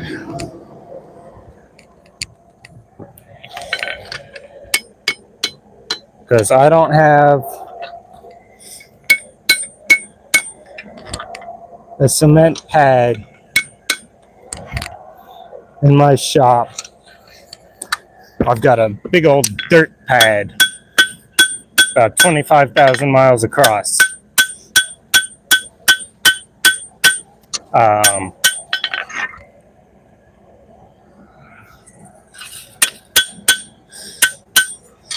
So, yeah, I have nowhere to put it. Is the issue. It's twisted and warped, but it's straight that way. And I can fix twisted and warped cold. I can't fix whoop-de-doos cold.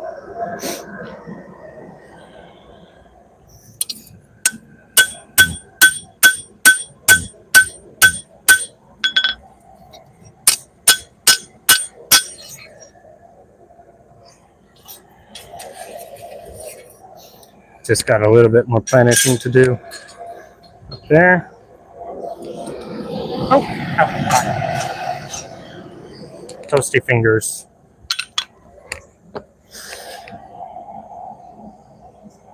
So Pete, I'll link his stuff in Discord. Alright, cool. Yeah, I'll definitely check that out or put it on the list. For things to do when I win the lottery.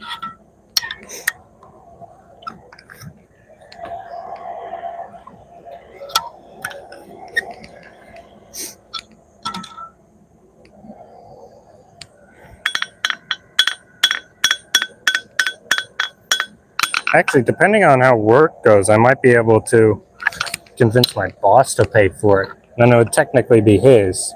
Or I guess I could do it, and then that would be a shop.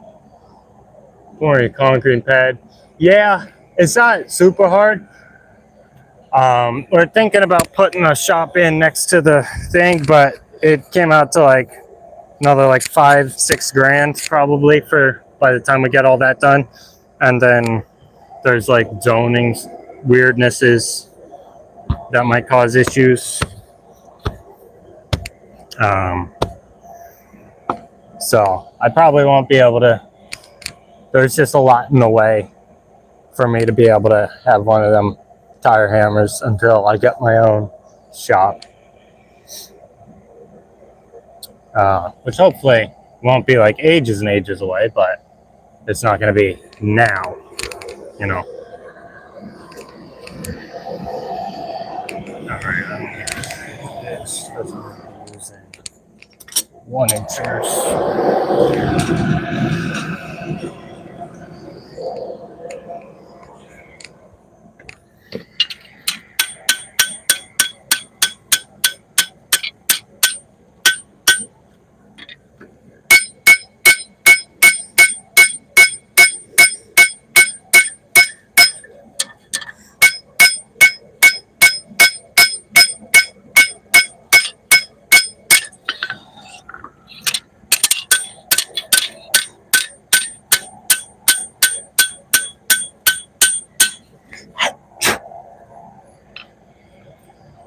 Get off.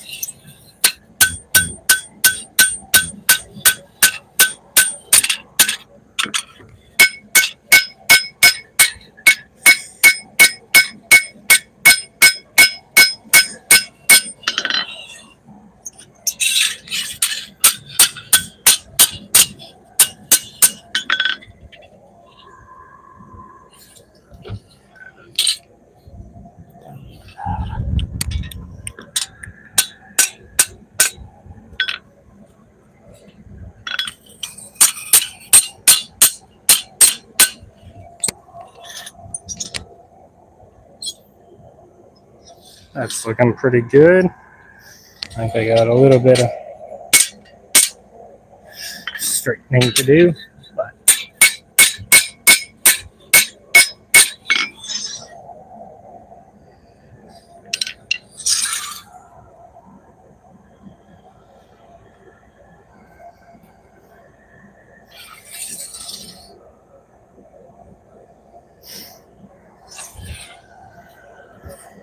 yeah, I like that.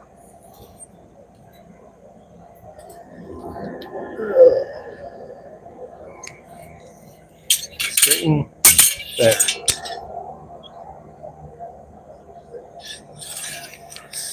I think I need to knock the handle a little bit that way.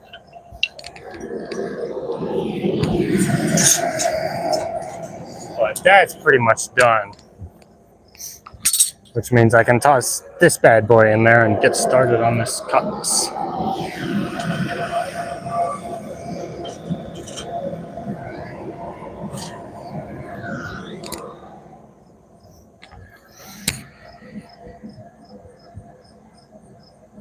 Hey, what's up, Eric?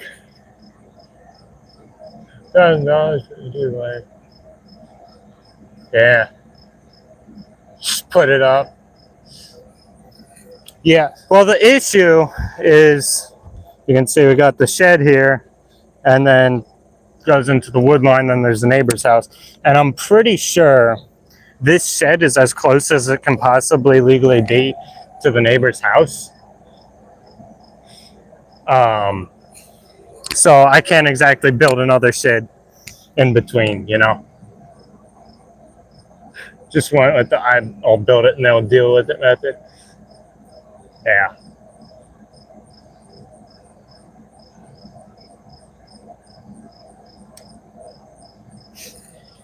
Tab screw. Oh, dude, the whole thing is like, but it's straight that way, which is what matters. I can straighten the rest, all the twists and whoop-de-doos cold, but I can't twist, or I can't straighten like a bow cold. straightening the thin way is easy. Here, I'll even show you the thing. Yeah, Eric, I arranged to go to one of my other bladesmith buddies, Ian Zimmerman. I'm going over to his shop, because he's a professional swordsmith, to heat treat stuff. So yeah, I got this thing, and you just clamp it up in the vise, and then you can straighten and untwist and do all the things cold. And it's so much easier than trying to do them hot, especially when your anvil face is like whoop and all over the place. It's no good. But yeah, I'm going over to E&Z Forge's shop. So I decided it's close, but for like my blacksmith friends, it's still like a 4-hour drive. So I've got, where's my finger? Bastard sword. That I'm not taking, but I've got bastard sword, sword spear thing. This is the military challenge Gladius. It's ready for heat treat pretty much, but that thing is looking sweet. And then I've got kukri and a couple bowies as well. Those I could heat treat here, but they're inconveniently large, so off I go.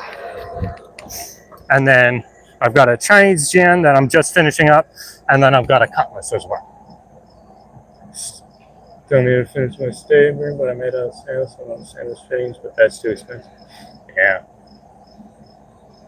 Really only use the Vivor anvil for flattening. Yeah, obviously I have this Peter Wright, but I still have the Doyle over there. If I didn't have that as my travel show anvil, then I'd weld a Hardy stem onto it, so I could just plop it in here and use that for straightening and flattening, because that would be up here, so that would be perfect. But I think one of these days I'm going to get a big old anvil block for straightening and stuff. Salt from Argentina. Basically a troll project. Yeah. Here, I'll show you this Chinese jian. I need to knock the handle just a hair. Nope, that's way too much. Good Lord. Still too much. Oh yeah, there you go.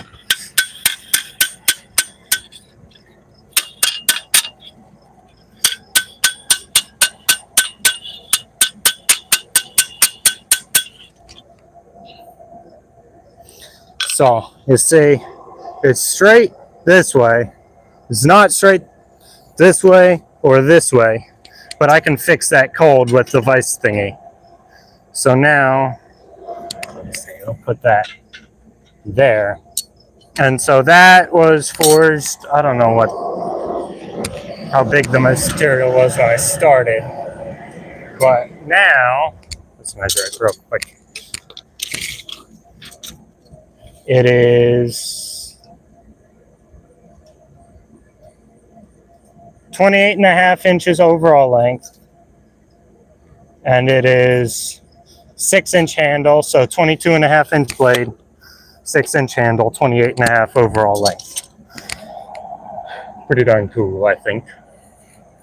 Let's see, did the chat stop working again?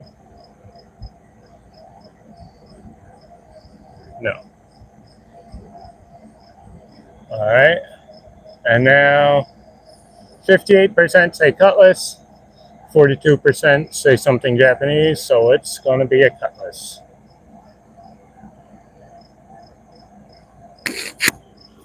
Yeah, it's a good size. Like, I got the sword spear thing that's very strange. I have the bastard sword that's gigantic, and then I have the God damn it.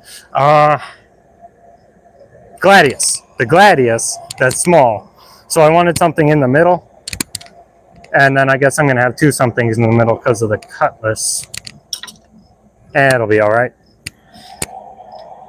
But yeah, I think it's going to be, that's going to be a neat sword right there. So now, the Cutlass is going to be a whale on it till it's the right size project, because this is made from a leaf spring. I started forging it like 2 years ago. Actually, no, I can't. Yeah, that's a hands thing. So it's got a lot of forging still left to do on it. Luckily, I can forge pretty quick because I'm slightly stronger than I was 2 years ago when I started this.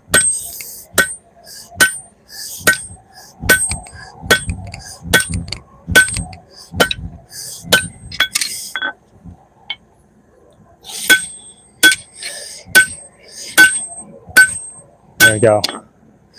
Forge this width down, length out, and then bevels. And we'll get a lot of width back. That's some thick steel. We'll get a lot of width back from the bevels. But yeah. You still think? Just make it. What now? Hi, from Poland. A gun tool? What's that? Did you show me that at one point? I forget, honestly. Send it in the Discord. I'll check it out when I finish stream.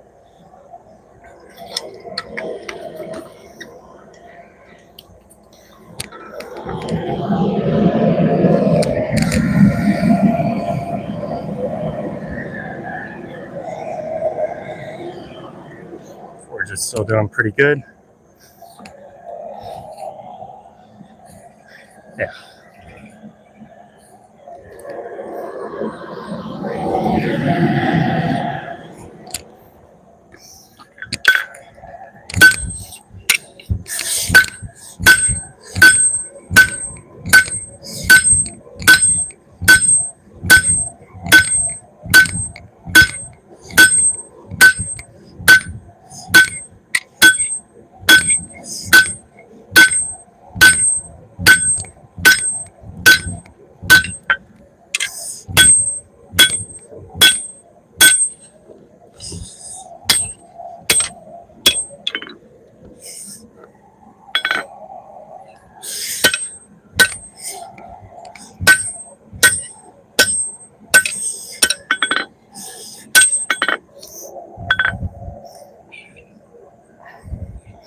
Yeah, that'll be a decent Cutlass.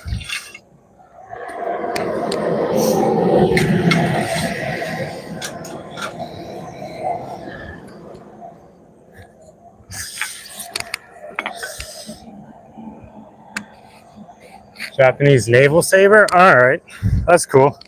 I already have 1, 2, 3, 4, 5 swords in progress. So maybe I'll make one of those for the next batch. Probably not this one.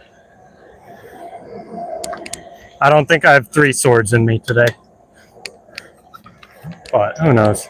Actually, I don't think I have 3 swords worth of propane. But that would be very cool. That does sound very cool.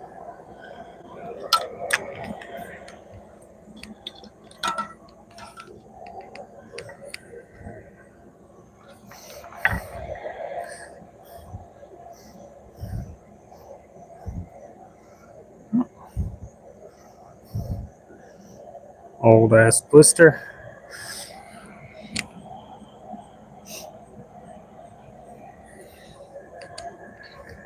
Yeah, send me a picture if that's a real thing that exists. No. See what I can do. I like making cool things that are sharp. So if someone has. Oh, yeah, that's true. Still here. Still in Pepsi product. Nice. Working for Pepsi.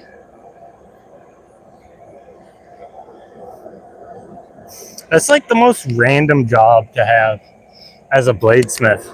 It's like, yeah, I work on cars and make super cool builds, I make swords. My day job, Pepsi. It's just funny to me. It'd be like me working at like McDonald's or something. Like all the other just graduated high school people.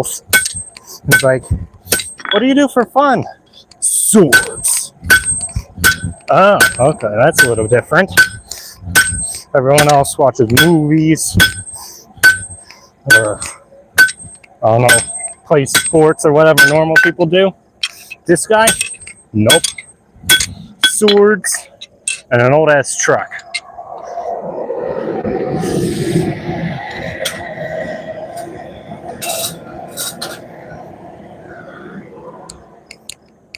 Man, this is going a lot faster than it did 2 years ago when I started this. Cheap insurance, oh yeah, all that. There's Chef. See? Ah, drop forged. Again, probably. That's a normal job to have as a bladesmith. Because, like, you cook things.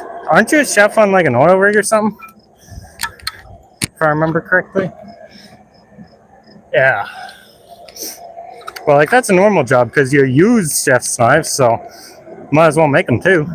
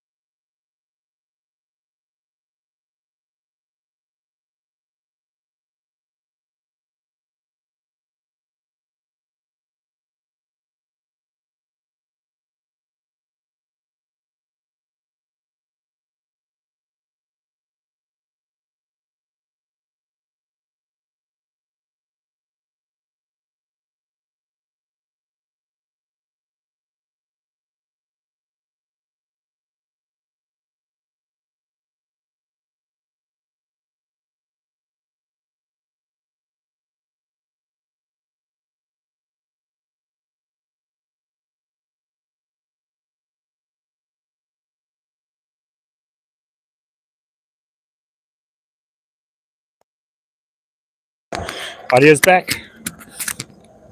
Audio's back.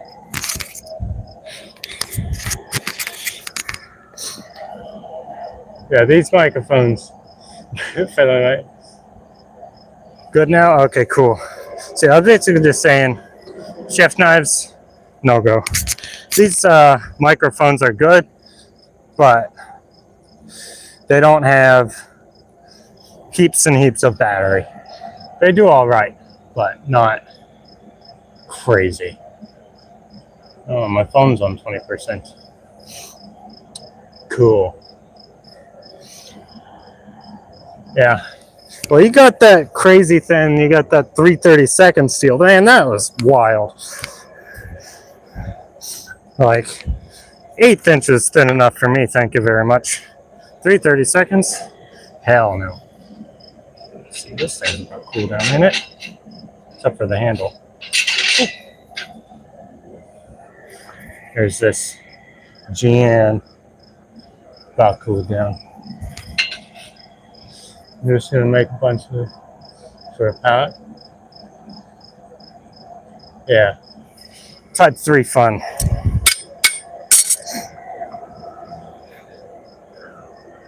You might as well be forging sheet metal. Make some of them Pakistani car door knives. Ow, God, that handle's getting warm. Everything's so hot. At least it's not hot. Ah! Don't look at the sun, kids. It's not healthy.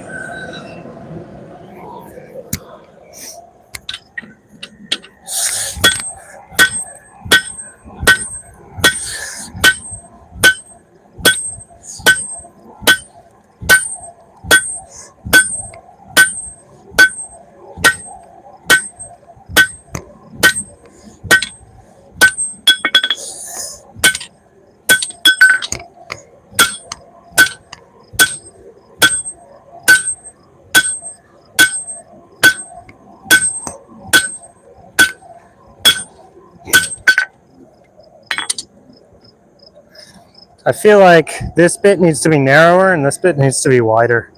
I need to forge this bit in some more.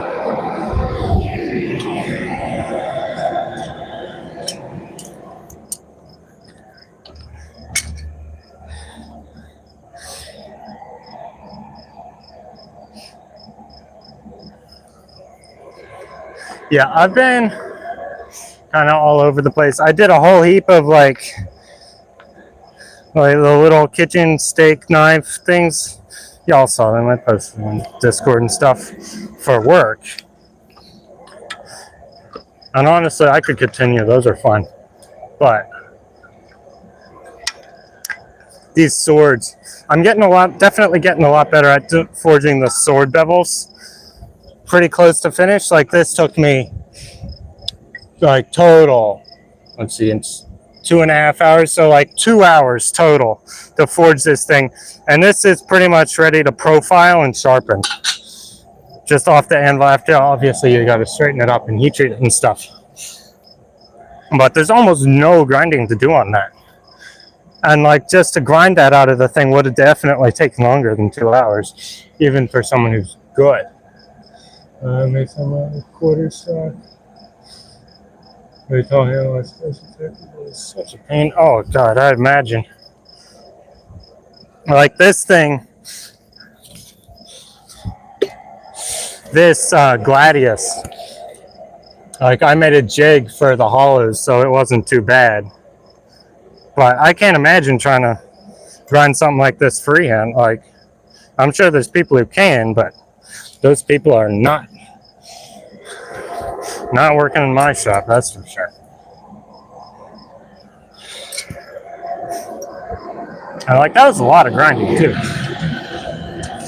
It was like 2 hours with a brand new 36 grit belt to get that thing done.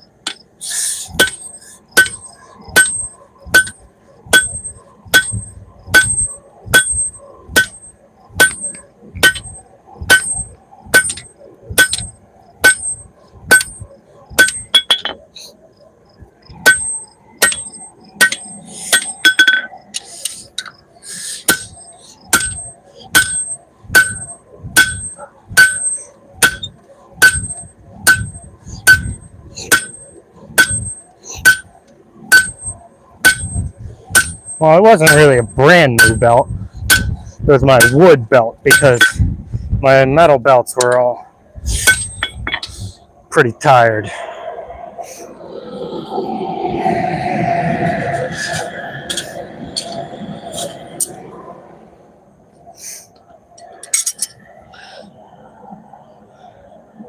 Sucked. I tried freehanding and grinds getting done. Oh yeah, that'd be work. Ooh wee. Just there. No. I can't do that. Not this man.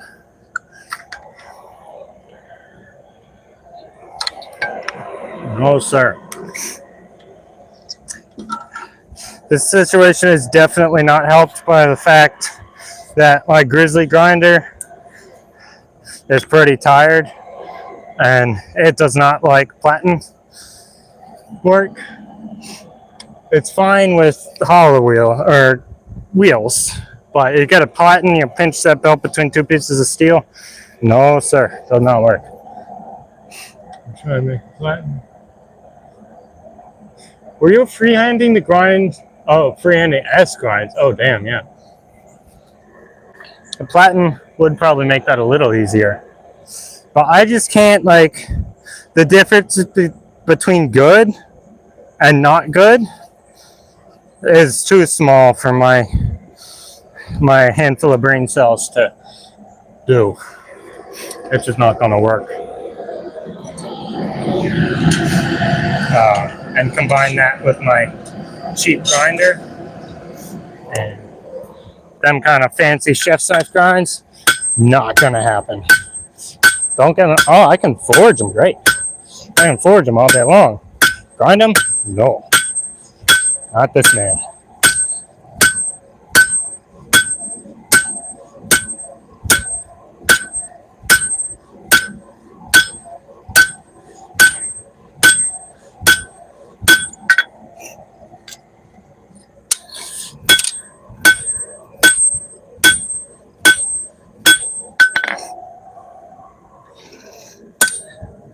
Damn, we're getting a lot of length on this thing. This is going to be a long cutlass.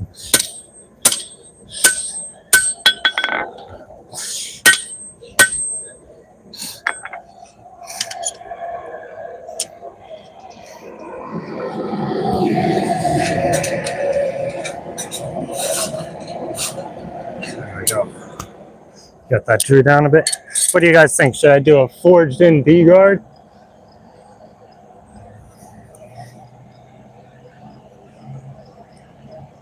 So now I make that radius platen. You can do that. Oh, yeah, that would work. As soon as I got my Revolution grinder, big radius platen. Oh, hell yeah. We got on bitch about it the whole time. Oh, yeah, I'll bet. I'll work on S grinds for weeks after that. I'll bet. Those revolutions are something else. I think it's changing the design, retiring the old design, and like from the ground up, basically, to make them easier to make, if I remember correctly. Once I win the lottery, I'm gonna get some Revolution parts for my Grizzly. Probably steal the Revolution tracking mechanism and D-plate, and then I'll get that big 3 horsepower motor and belt it on. Oh yeah. Then that thing, grinder of Theseus. The Lego builds? Yeah, that's what I remember. Yeah, it's like swapping over from all the square tubing to a flat pack, basically. IKEA grinder.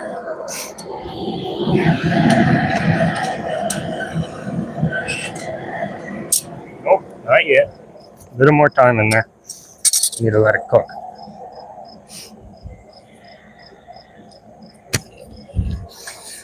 I don't know, maybe you guys can tell me on Instagram a little bit. Is it just me, or does Instagram have the wildest ads? Like, I'll get Walmart ads for forges and 2x72 belt grinders and stuff. And I'm like, ain't no way Walmart's selling that stuff. There's no way, right? Like, is that just me? Yeah. The IKEA grinders. But, like, that can't possibly be real, right? And if it is real, it can't possibly be good. Walmart is something else. Get those ads. Yeah, but it's like the same like forges and anvils and 2x72s that are on Amazon. So it's like maybe there's a shot that it's real. I don't have the money to find out, but like.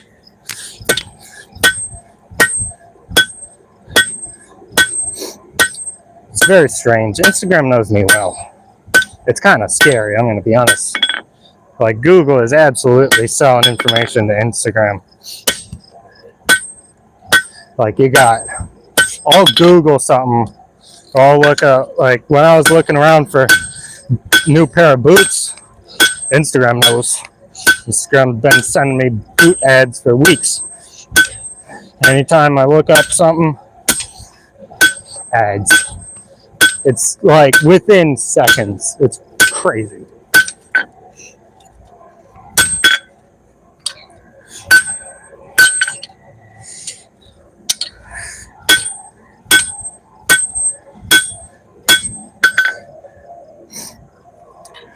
Yeah, we're just getting this thing drawn out. What do you guys think? Should I do a forged in D-guard for this Cutlass? I think I should. I think that would be cool.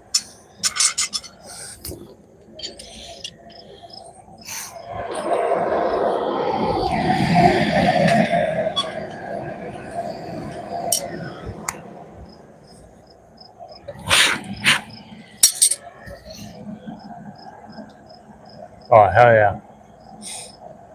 Oh my, is this one? Yeah.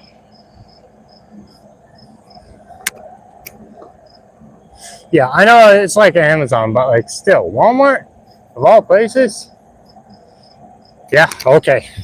D-guard it is. That'll also make it easier, make the handle a little easier to do. Yeah, microphone's still good. I can just beat that thing out and around. As long as I still have enough propane.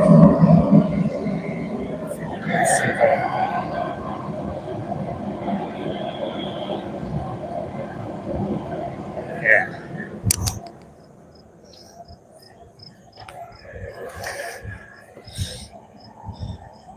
So yeah, no. Bro, they're like awesome chef's knives, badass knife set. Come on, bro. Of all the people to advertise not actually good but just looks cool knives to, I am not your man. I'm sorry.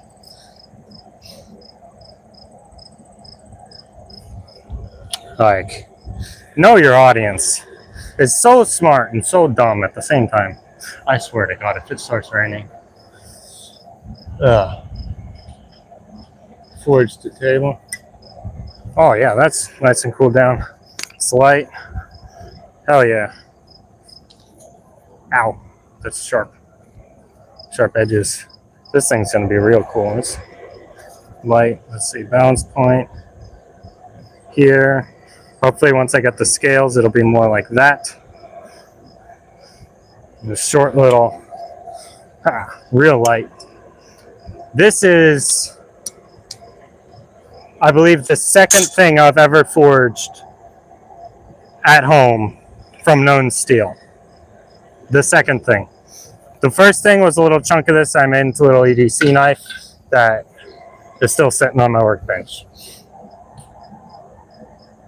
Chef Chopping Hunter Battle X Fighting Knife. Oh yeah.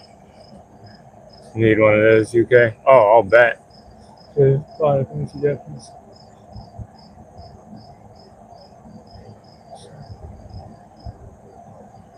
Oh yeah.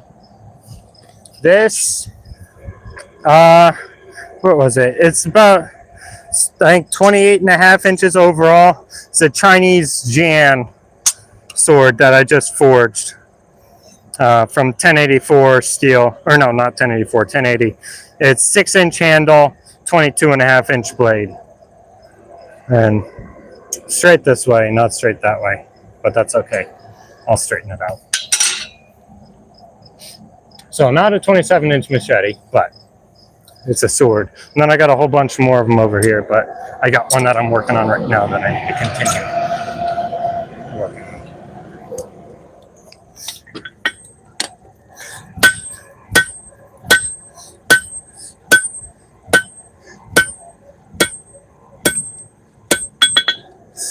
see, where do I need to set down?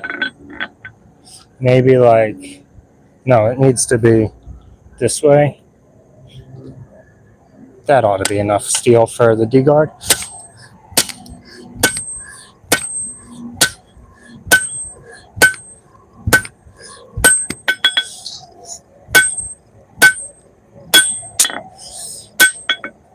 Aha! Start.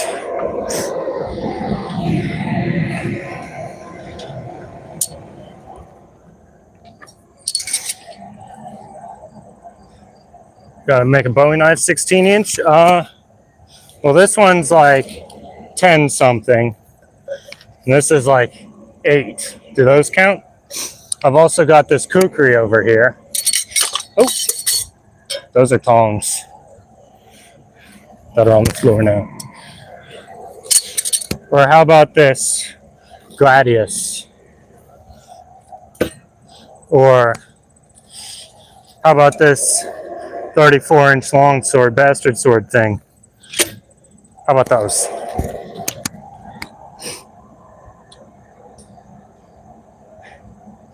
Yeah.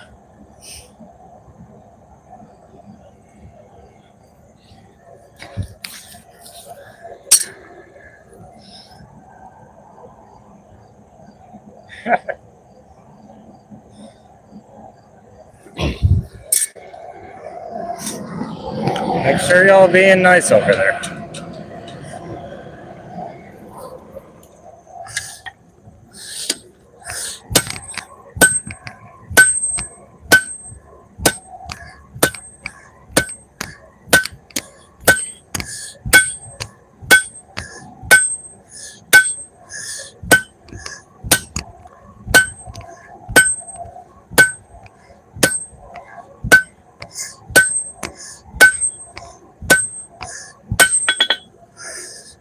There's no way that's enough material. No shot. Let's start another set down.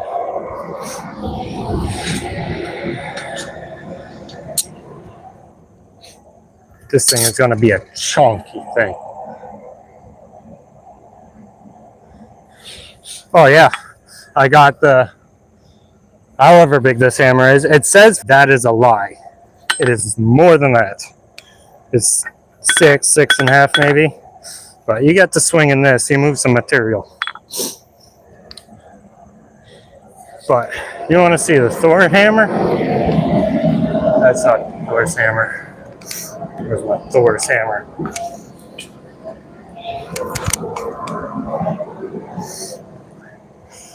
This is the Thor's hammer. I can't lift it right now. Ooh. This is Betsy. This is the big hammer.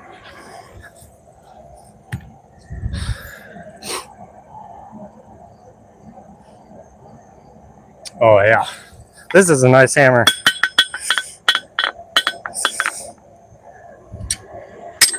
I got that hammer, not the big one. This one at the Abana 50th anniversary conference back last June.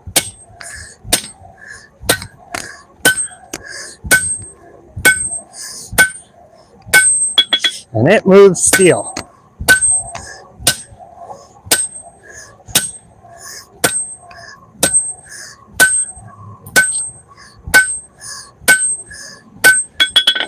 There we go, that's more like it. That ought to be enough steel.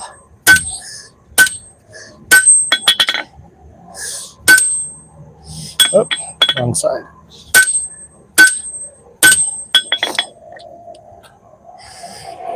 One heat basically to set that down. Draw that out partially.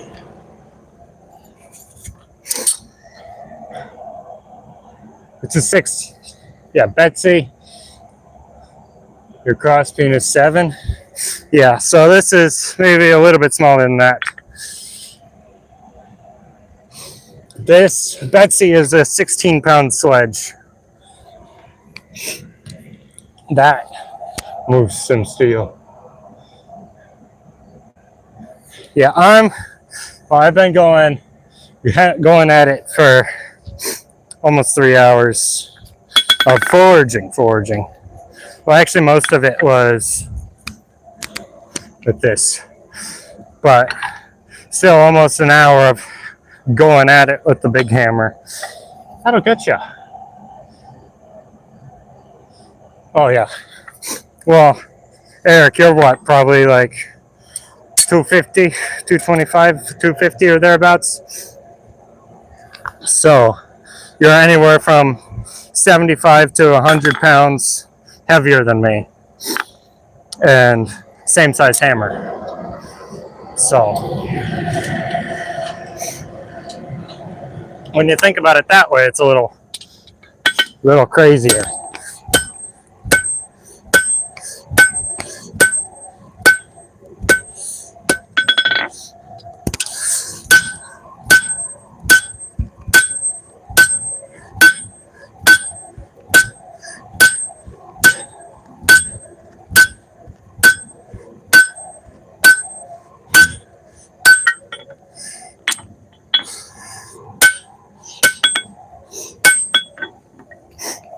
That needs to bend around like that. So that'll be tough.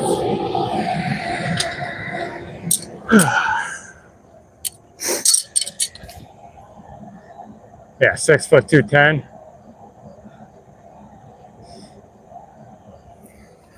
Well, let's see. I'm 6'1", 150. So yeah, you got 60 pounds on me, and we're basically swinging the same size hammer. That's crazy. That's what specializing from a young age will do to you. Like, I've been forging since I was 14. So, and most of that time, I've only been swinging hammers that were illogically large for my strength. Like when I first started, I only had 3-pounders. I should have been, or I had like 2.5s. So I should have been forging 1.5 and with 1.5 or 2-pound hammers. But I may do, and I've been pushing, and working up.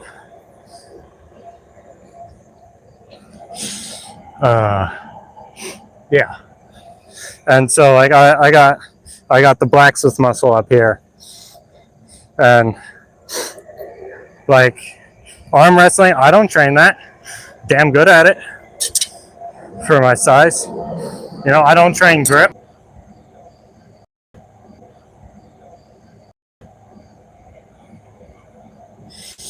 Wi-Fi died. But we're back now.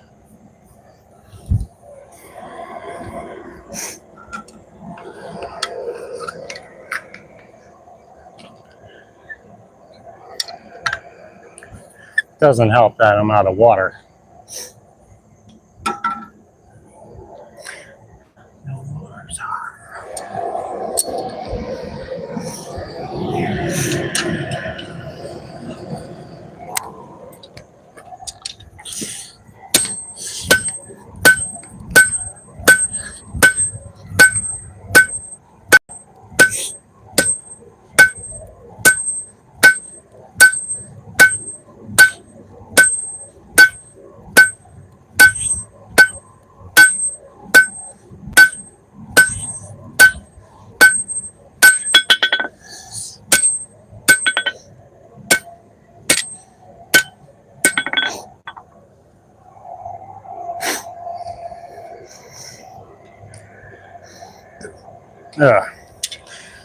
Getting that tail forged out.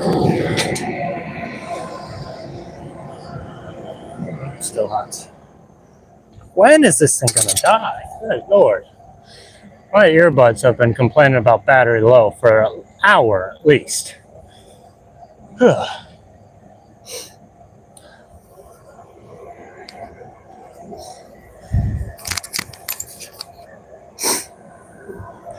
see, did the chat thing break again?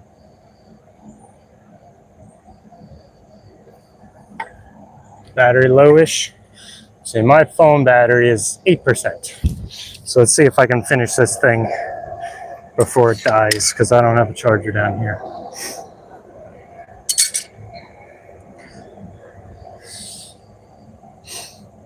Yeah.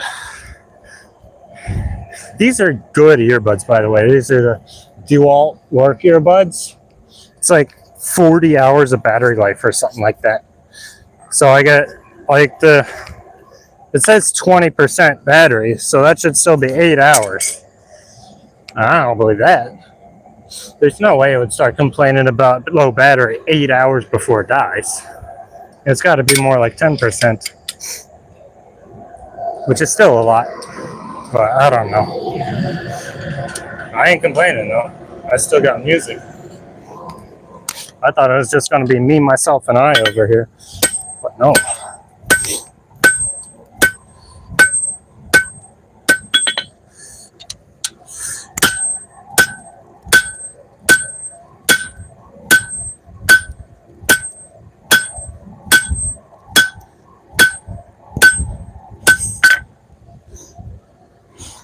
Do that again.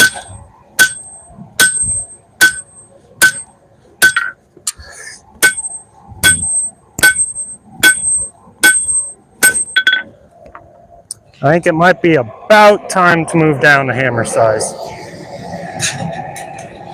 because the big one's starting to get sluggish. Drop her, get the 4 pound. Now I can go back out and this thing will float like a butterfly. Yeah. Audio quality is good. They're like ear protection rated, so I wear them when I'm grinding and it's just fine. I'm not killing my ears when I'm hammering. Heaps of battery. It would almost be better if they only had like 20 hours or something. That way I'd charge them every night. Well, with 40, it'll last like a week of work. You know, Bluetooth connection is solid. I got to listen to music right now. You can do that, by the way. You can listen to music while you're live. Amazing, isn't it? Keeps me sane.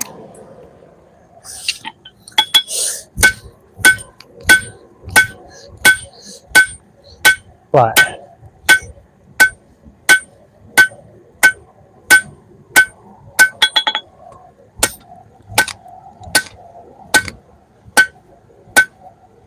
yeah, they're good earbuds, and they're only like $40 too.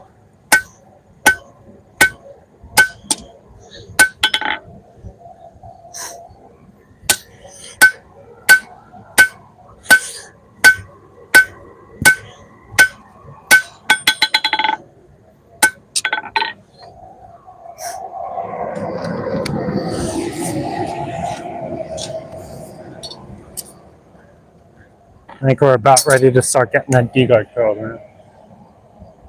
Oh yeah, I recommend them. I have the foam earbud tips on them.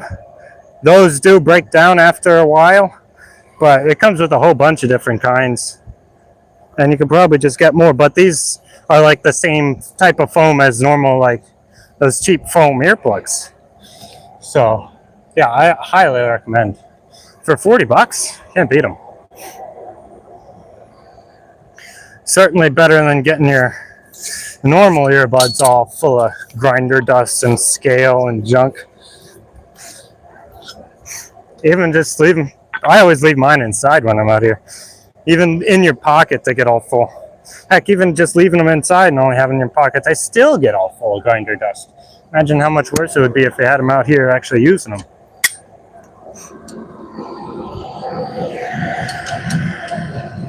Like, I know most people just have like a burner pair of wired earbuds for out in the shop, or they just use their normal earbuds.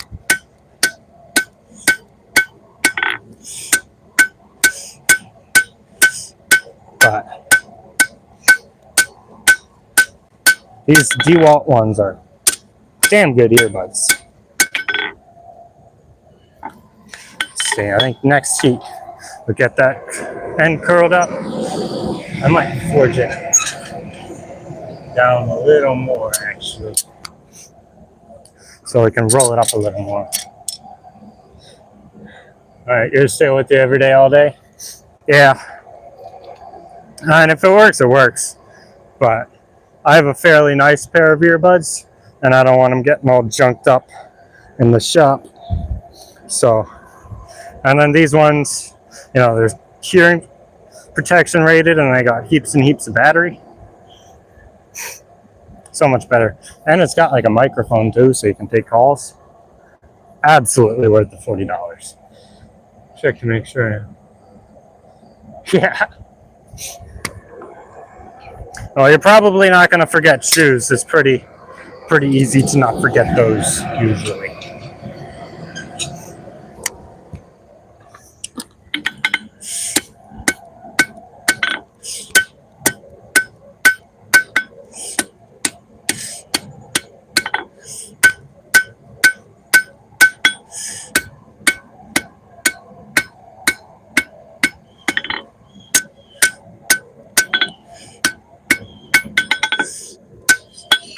There's no way this ends. Yeah. Oh yeah, that's heaps better. Okay, it's still a little warm. Ah! Still a little warm, but better than the tongs.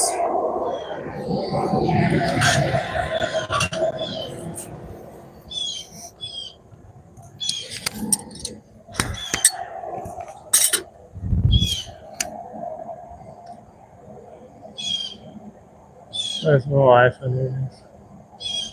You falling. Oh, dude, that's so annoying. If you have over ear hearing protection, they fall out and you gotta like lift it up, put them back in. Yeah.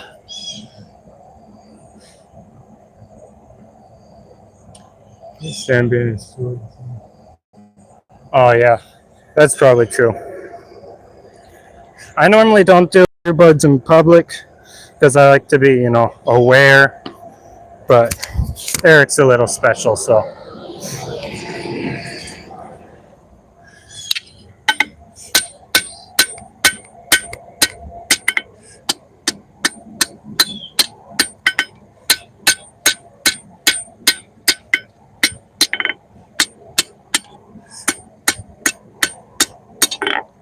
I'm gonna actually clean this up a bit before I start curling it around.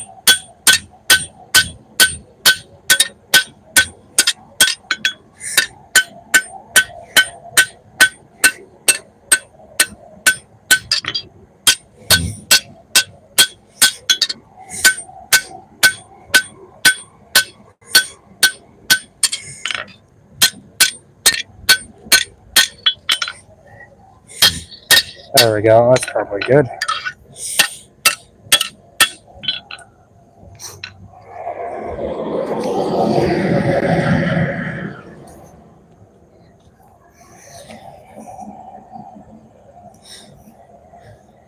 Yeah. Gosh, they are having at it over there.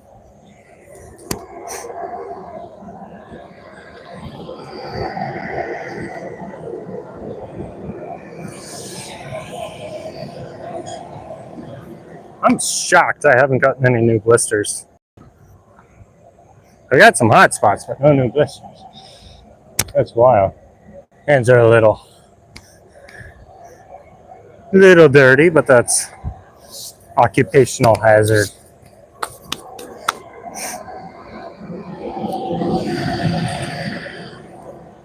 All right, so now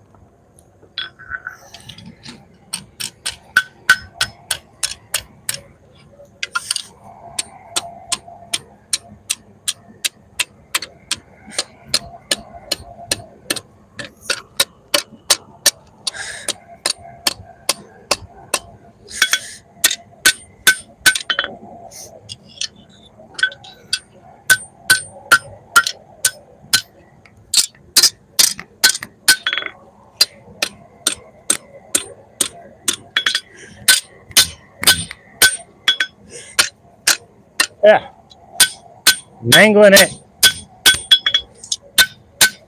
Put it back in the forge. Got our little curlicue started.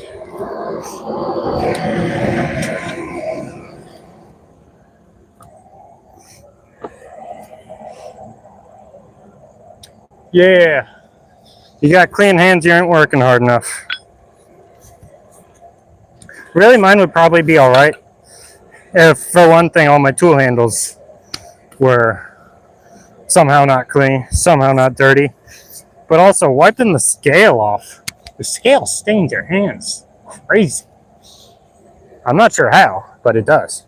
So, mule, we are on a roll today. I forged this. Pretty cool. Ah! Actually, this can go in over there. And then here's the military challenge build. Very cool, very cool. And then over here, I have 1, 2, 3, 4, 5, 6, 7 projects that I'm going to be taking up to Ian's place tomorrow to get heat treated. And then I've got a Cutlass in the forge that I'm working on that hopefully I'll be able to finish and also take up there.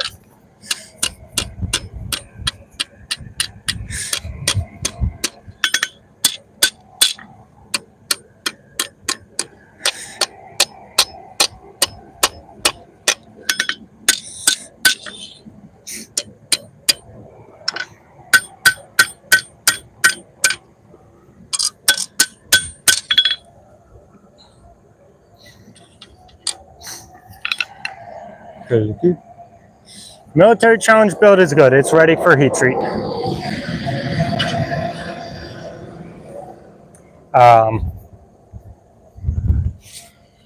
I've got the guard is finished. That's car split guard that's going to be pinned together. I got all ground, textured, and brass brushed yesterday. And then the bevels, hollow grinds are done. Everything, it's ready for heat treat. And then I'll have that done basically immediately after the heat treat. It would be done. Yeah, it's due Saturday, isn't it? Please tell me it's due Saturday or Sunday or something. Because if it's due Friday, then I might be cooked. Or Friday's tomorrow. Yep, due Saturday, 30th. And it is 28th. Okay, we're good. I'll be able to finish it up at Ian's. It basically just needs heat treated and sharpened. That's all it needs. And the guard pinned on.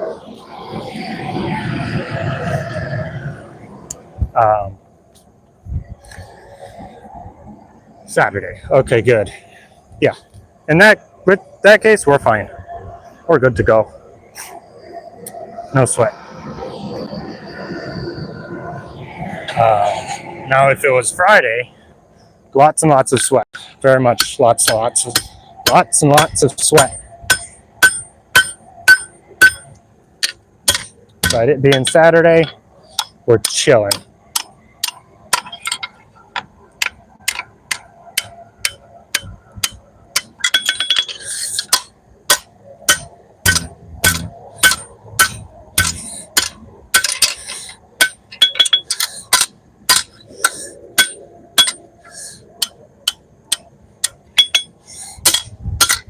All right. Now this D-guard needs cleaned up, but it's rubbed in. Okay. It does fit. Thank God. Whew, Saturday. Yeah, we're chilling. You should. I have 1, 2, 3, 4, 5 in progress. I also have 2 more that I'm probably not going to finish anytime soon because they're kind of dumb. But still editing your video. I haven't even started editing the video. Eric, when did the videos come out? How long do I have to edit? Because I have 1, 2, 3, 4 probably after tomorrow. Streams to edit through. Okay, videos are coming out Saturday. I'm not getting my video out in time then. That's for damn sure. Because Saturday I have a car show I'm going to with one of my friends, so I might be able to do lots of the editing Saturday night. Nope, Saturday night I'm going to be hanging out with my friends. Sunday, maybe, hopefully. So busy. Hello, Ernesto. How's it going, Mexico City?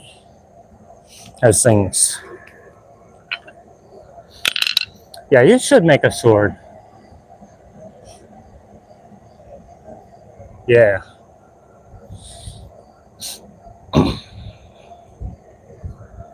I feel like you would have a cool take on like a machete mule. That's not really a sword, but it's kind of in the same category.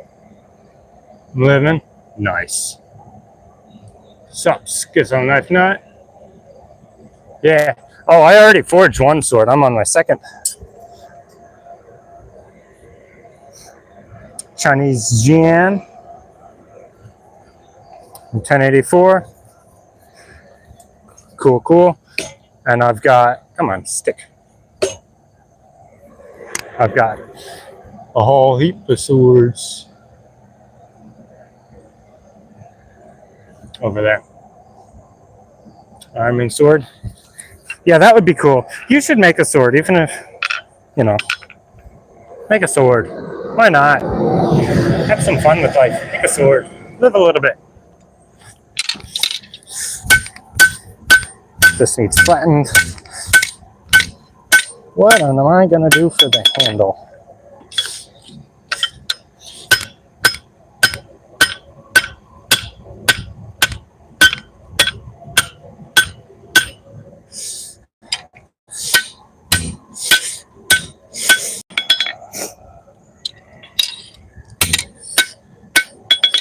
Alrighty. Does it still fit in the forge? Yes.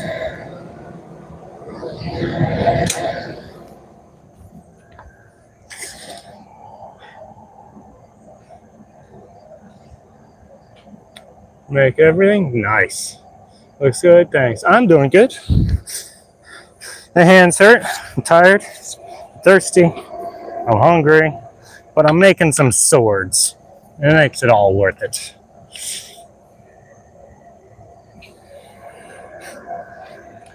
And we're starting in. I'm from Pennsylvania. We're starting in hour 3 of our stream here. We're on sword number 2. Life is good. Ow. I whacked the anvil. You're not supposed to do that.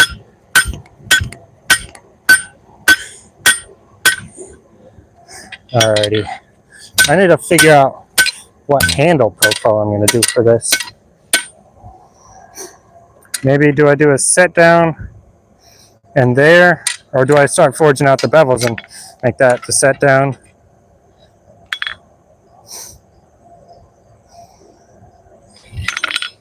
That's plenty of room for a D-guard right there. I might need to forge this out around a little bit more.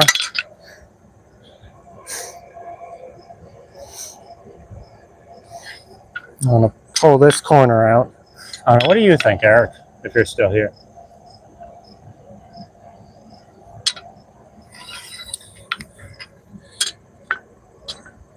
Pull that corner out. Push this in a little bit more. Maybe some finger whoop-de-doos. I think finger whoop-de-doos would be cool.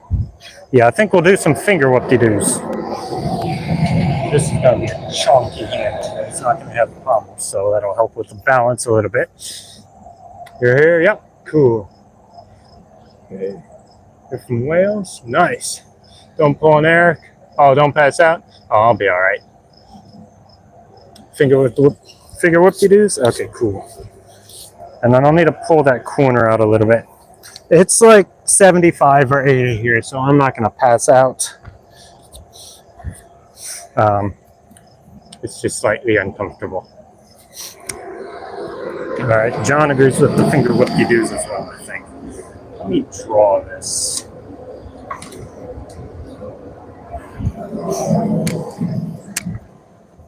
Okay, we've got spine coming across here. And then like that.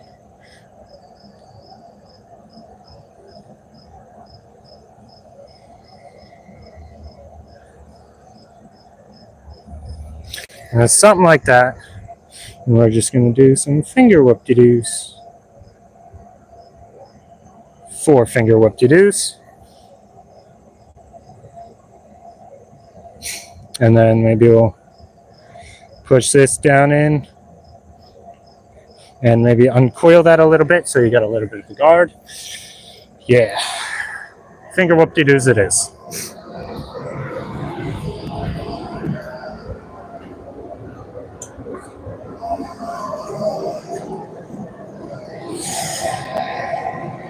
Alright. I'm going to keep pushing this D-guard forward. That'll make it a lot easier to forge this corner out.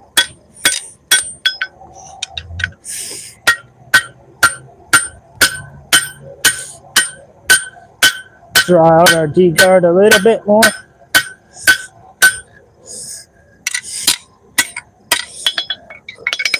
Oh yeah, that's perfect.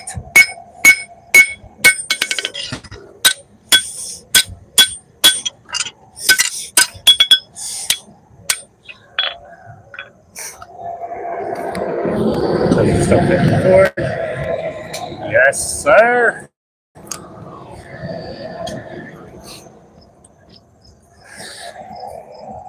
Sure, on a guitar, yeah. I totally know what that means. Damn, Alex Steele posted another video? Ooh-wee. Marcus Red. Torben Armand making a paper knife? Hell yeah. Testing $700 of weird new tools that shouldn't exist. I can't wait to watch that later. Hell yeah. That's like 2 in a week. Good lord. No, he posted it like yesterday. No, it wasn't yesterday. 2 days ago. Gosh. Well, I ain't complaining. Alright, this needs here.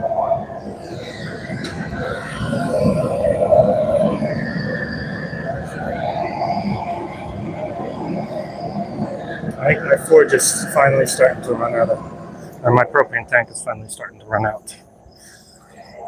But let's see.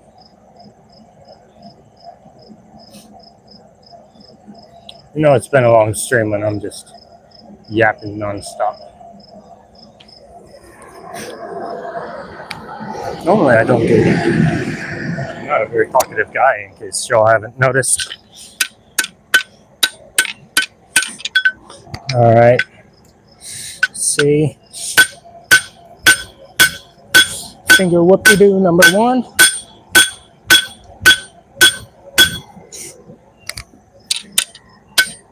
That's almost a continuation of the end of the thing there.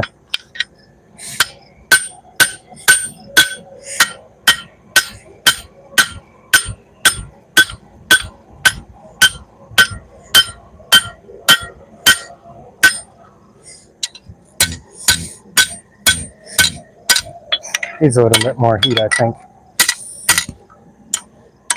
And I need to flatten this out.